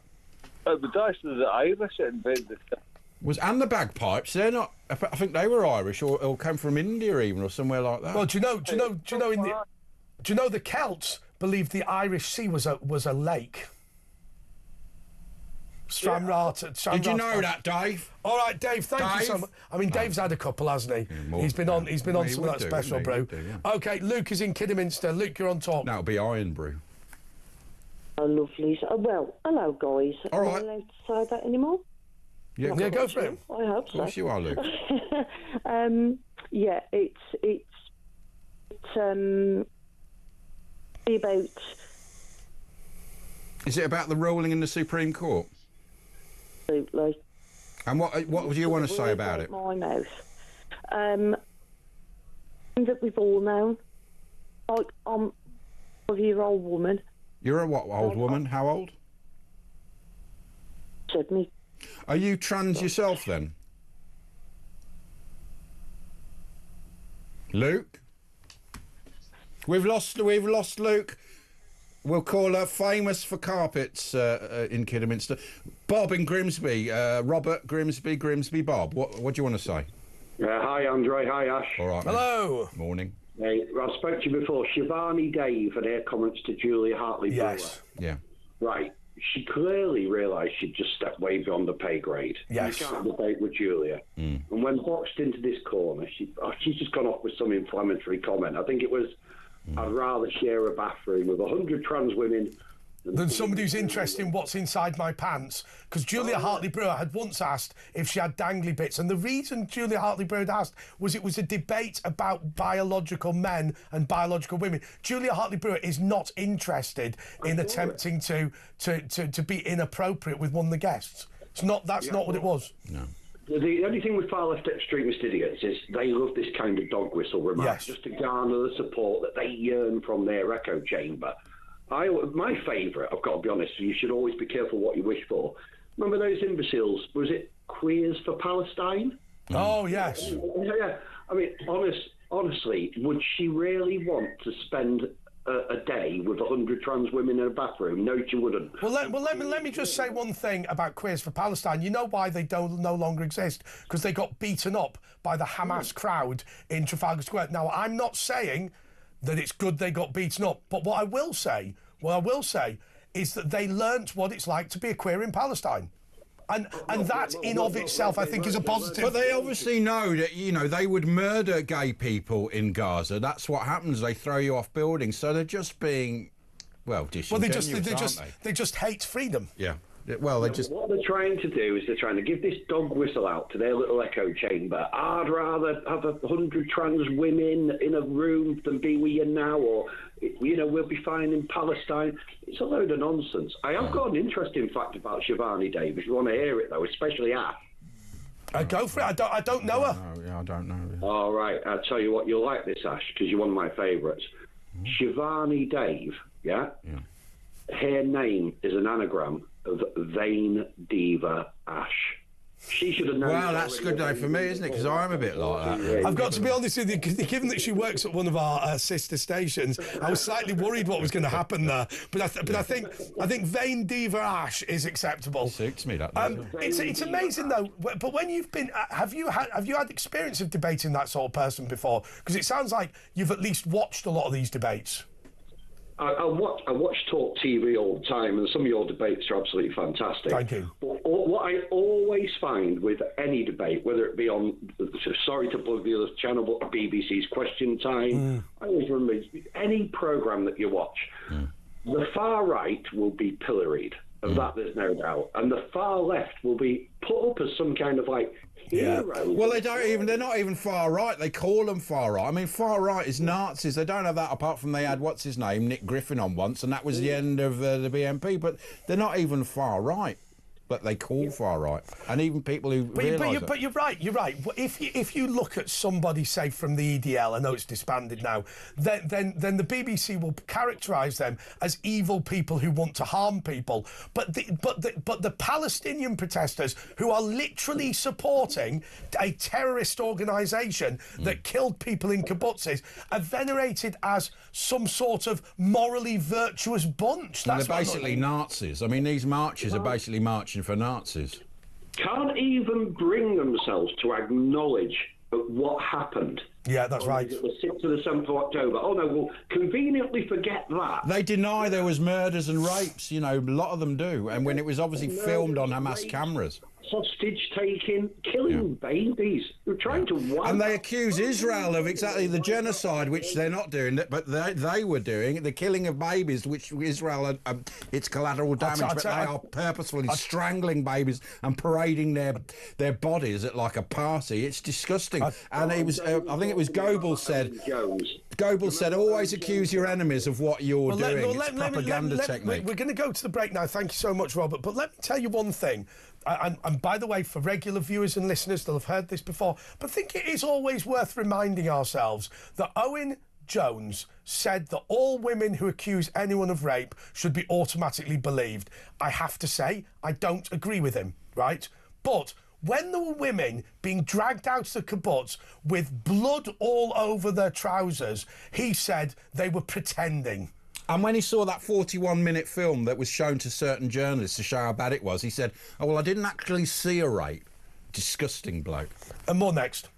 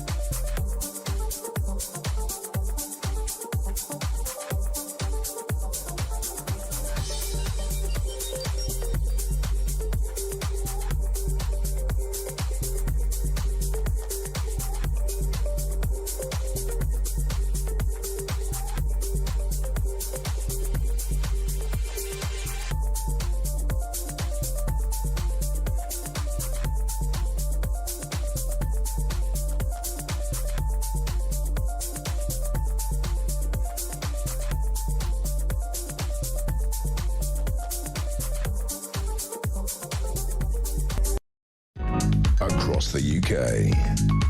On DAB+, on your smart speaker, on your smart TV, and on your side. This is Talk. Yes, this is. Let's go to Luke in Kidderminster. So we've got... I think we spoke to Luke, didn't we? We've re-established the line. Luke. You're on Talk. Hello. Hello. Hi, guys. That's if I can call you guys. You can after today's ruling. I can, absolutely. Yeah. It's about yesterday's ruling. Yeah. How has it taken so long to define what a woman is? When it was already defined in the first place. Exactly. Why has it took them so long, though? I know, it's like common sense, and you think this with all the things like net zero, like two-tier justice, like social media tweets ending in prison. Maybe this is a turn for common sense now. It's the pivot point. Well, I'd like to think so. Having seen Julia earlier, with I don't even know what I don't know that person who she was interviewing. I don't know whether they're male or female or what they are. I have no non-binary, which means just likes just. She was born female. Basically, she just likes men's clothes. I mean, I don't mean to be rude, but non-binary, remember, just used to mean transvestites. That's what it used to be. Exactly. I think they've had operations. I'm old enough to sort of see that. Yeah. I've got nothing with, no problem with gays. I have some in my family. Lesbians. I've had friends, and trans.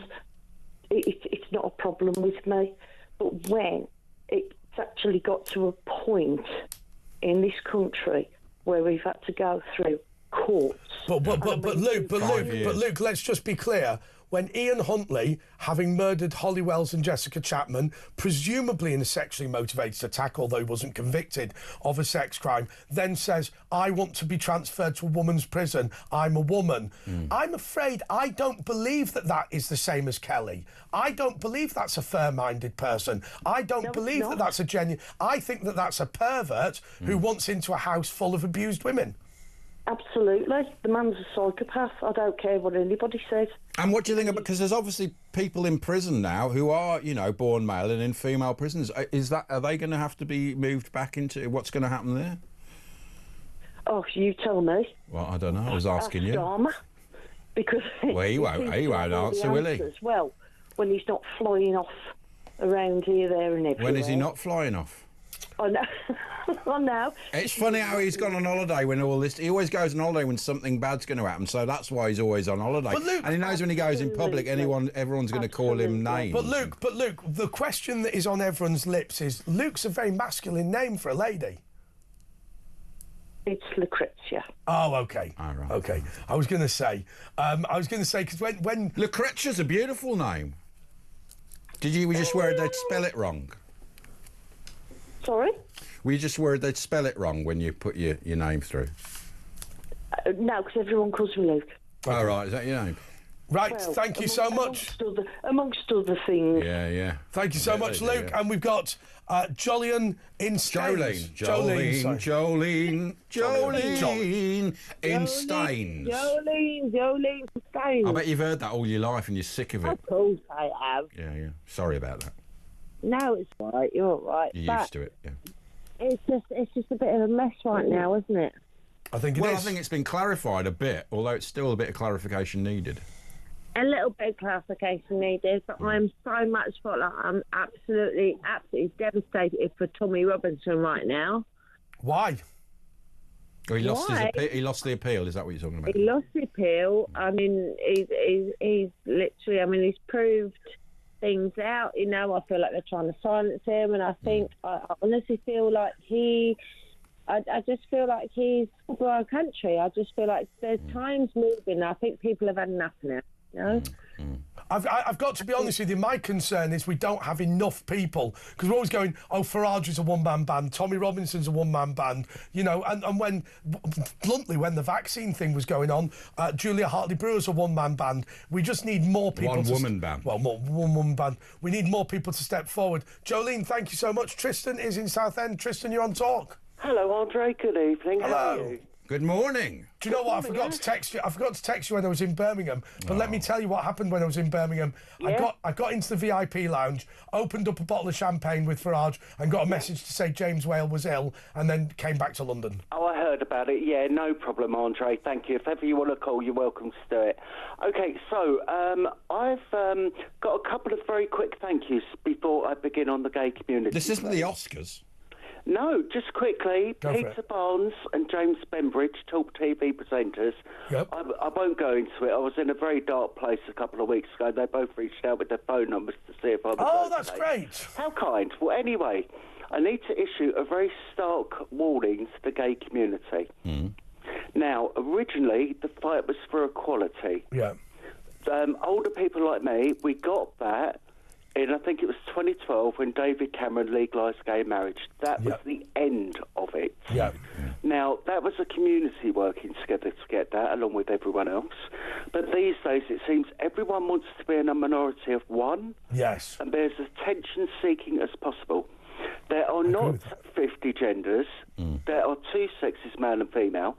And believe it or not, there are 3 sexualities, gay, straight and bisexual.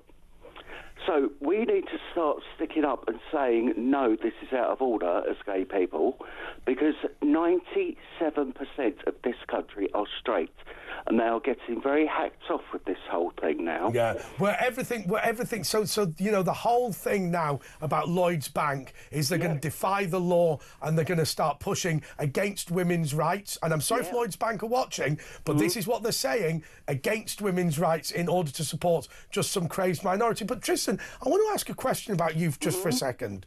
So. I don't know how much you talked on the media about being gay, but I know that you only came out as Jewish publicly. He came out as Jewish? Fairly recently. Came out the closet. So why do you think it's so important to stand up for freedom? Because, to be honest with you, I saw all these quizzes for Palestine going on. I really did, and I thought, no, you've got to be counted now, because this is ridiculous. Absolutely ridiculous. It was the ultimate in virtue signalling. They know full well what happened to them in Gaza or the West Bank. Yeah, absolutely not. I said, no, I've kept that quiet all my life, and I want to be counted now. So why did you keep it quiet all your life that you were Jewish? I mean, obviously, I know this sounds like a truistic comment, but obviously your family knew. But why did you keep it quiet? Because I know full well I would have had a lot of grief over it. But you came out as gay. Did you not think you might get grief for that? Or what was No, I was 13 years old. I had a great school. Yeah. Had great female friends who loved me after that. Yeah. If I'd been straight, I would have been very lucky in life, I can tell you. Well, yeah, they do like it. It's a challenge, isn't it? But I mean, Douglas Murray says, you know, gay rights had been sorted by the 90s, but he says all this, why have they added the LGBT and everything onto it? It's actually damaged pride, and by joining it, it's damaged the gay how it's accepted. Actually, Elon Musk has got an answer, hasn't he, Tristan? Which is that there is a suggestion now that US aid was funding Stonewall to push the trans agenda in the United Kingdom. The US taxpayer didn't know about that, and we couldn't understand where's all this come from. I remember Viscount Monckton saying, if a new social trend comes up and you can't work out where it's come from, it's come from a foreign intelligence service. What was unbelievable, he thought it was Putin, it was bloody Biden. Well, the thing is, Andre, LGB are attractions and sexualities. How the T comes into it, I've got no idea. It's about people wanting But also, isn't the L, aren't lesbians just gay women? So isn't it just gay? Yeah, absolutely. So, you know, they make it all complicated and put a rainbow in the But actually, what they've tried to do is they've tried to extend it. They've tried to say, well, there is a natural process of rights, isn't there? The natural process of rights is to accept that racism is wrong, then to accept that sexism is wrong, to accept that homophobia is wrong, and then to accept that transphobia is wrong. But what actually then that does is it starts impeding on other people's rights, because as I say, there are people, not sensible trans people, who phoned this show, by the way. There are people who say that Ian Huntley should be able to say, I'm not changing my name, I'm not changing any of my clothes, I'm not having any form of reassignment surgery, but I'm going to declare myself a woman, now stick me in the women's prison. Yeah, we're pandering to an absolute minority of a minority, and it needs... Well, this is Professor David Starsky's point. I mean, he said that the Human Rights Act has been turned around because it was originally meant to protect people from the government, but it's actually been used by the government to attack the majorities. Yeah, well, Ash, the Human Rights Act is now used for anything and everything, especially by the Supreme Court. They might have made the right ruling yesterday, but regardless... Oh, sorry, Tristan. Sorry, let's do a drum roll. Just to remind you, the Supreme Court should be abolished. Why should the Supreme Court be abolished? Because Parliament is supreme, the people are supreme. No court is supreme in our system. Do you think they're feeling the pressure of the Supreme Court because of the Trump vote and the way things are turning? I think that's something to do with it. I think the Supreme Court know that there are at least two political parties now. And we're in an election, so let's not get ourselves into trouble. There are at least two political parties who are seriously considering abolishing the Supreme Court. It should be in the hands of politicians, not these judges. The way it used to work was the law lords. So the most senior judges in the country were members of the House of Lords, and they used to make the decision. The problem with the Supreme Court, it suggests that the court is supreme, and the court is not supreme. Yeah, absolutely right, Andre. And just to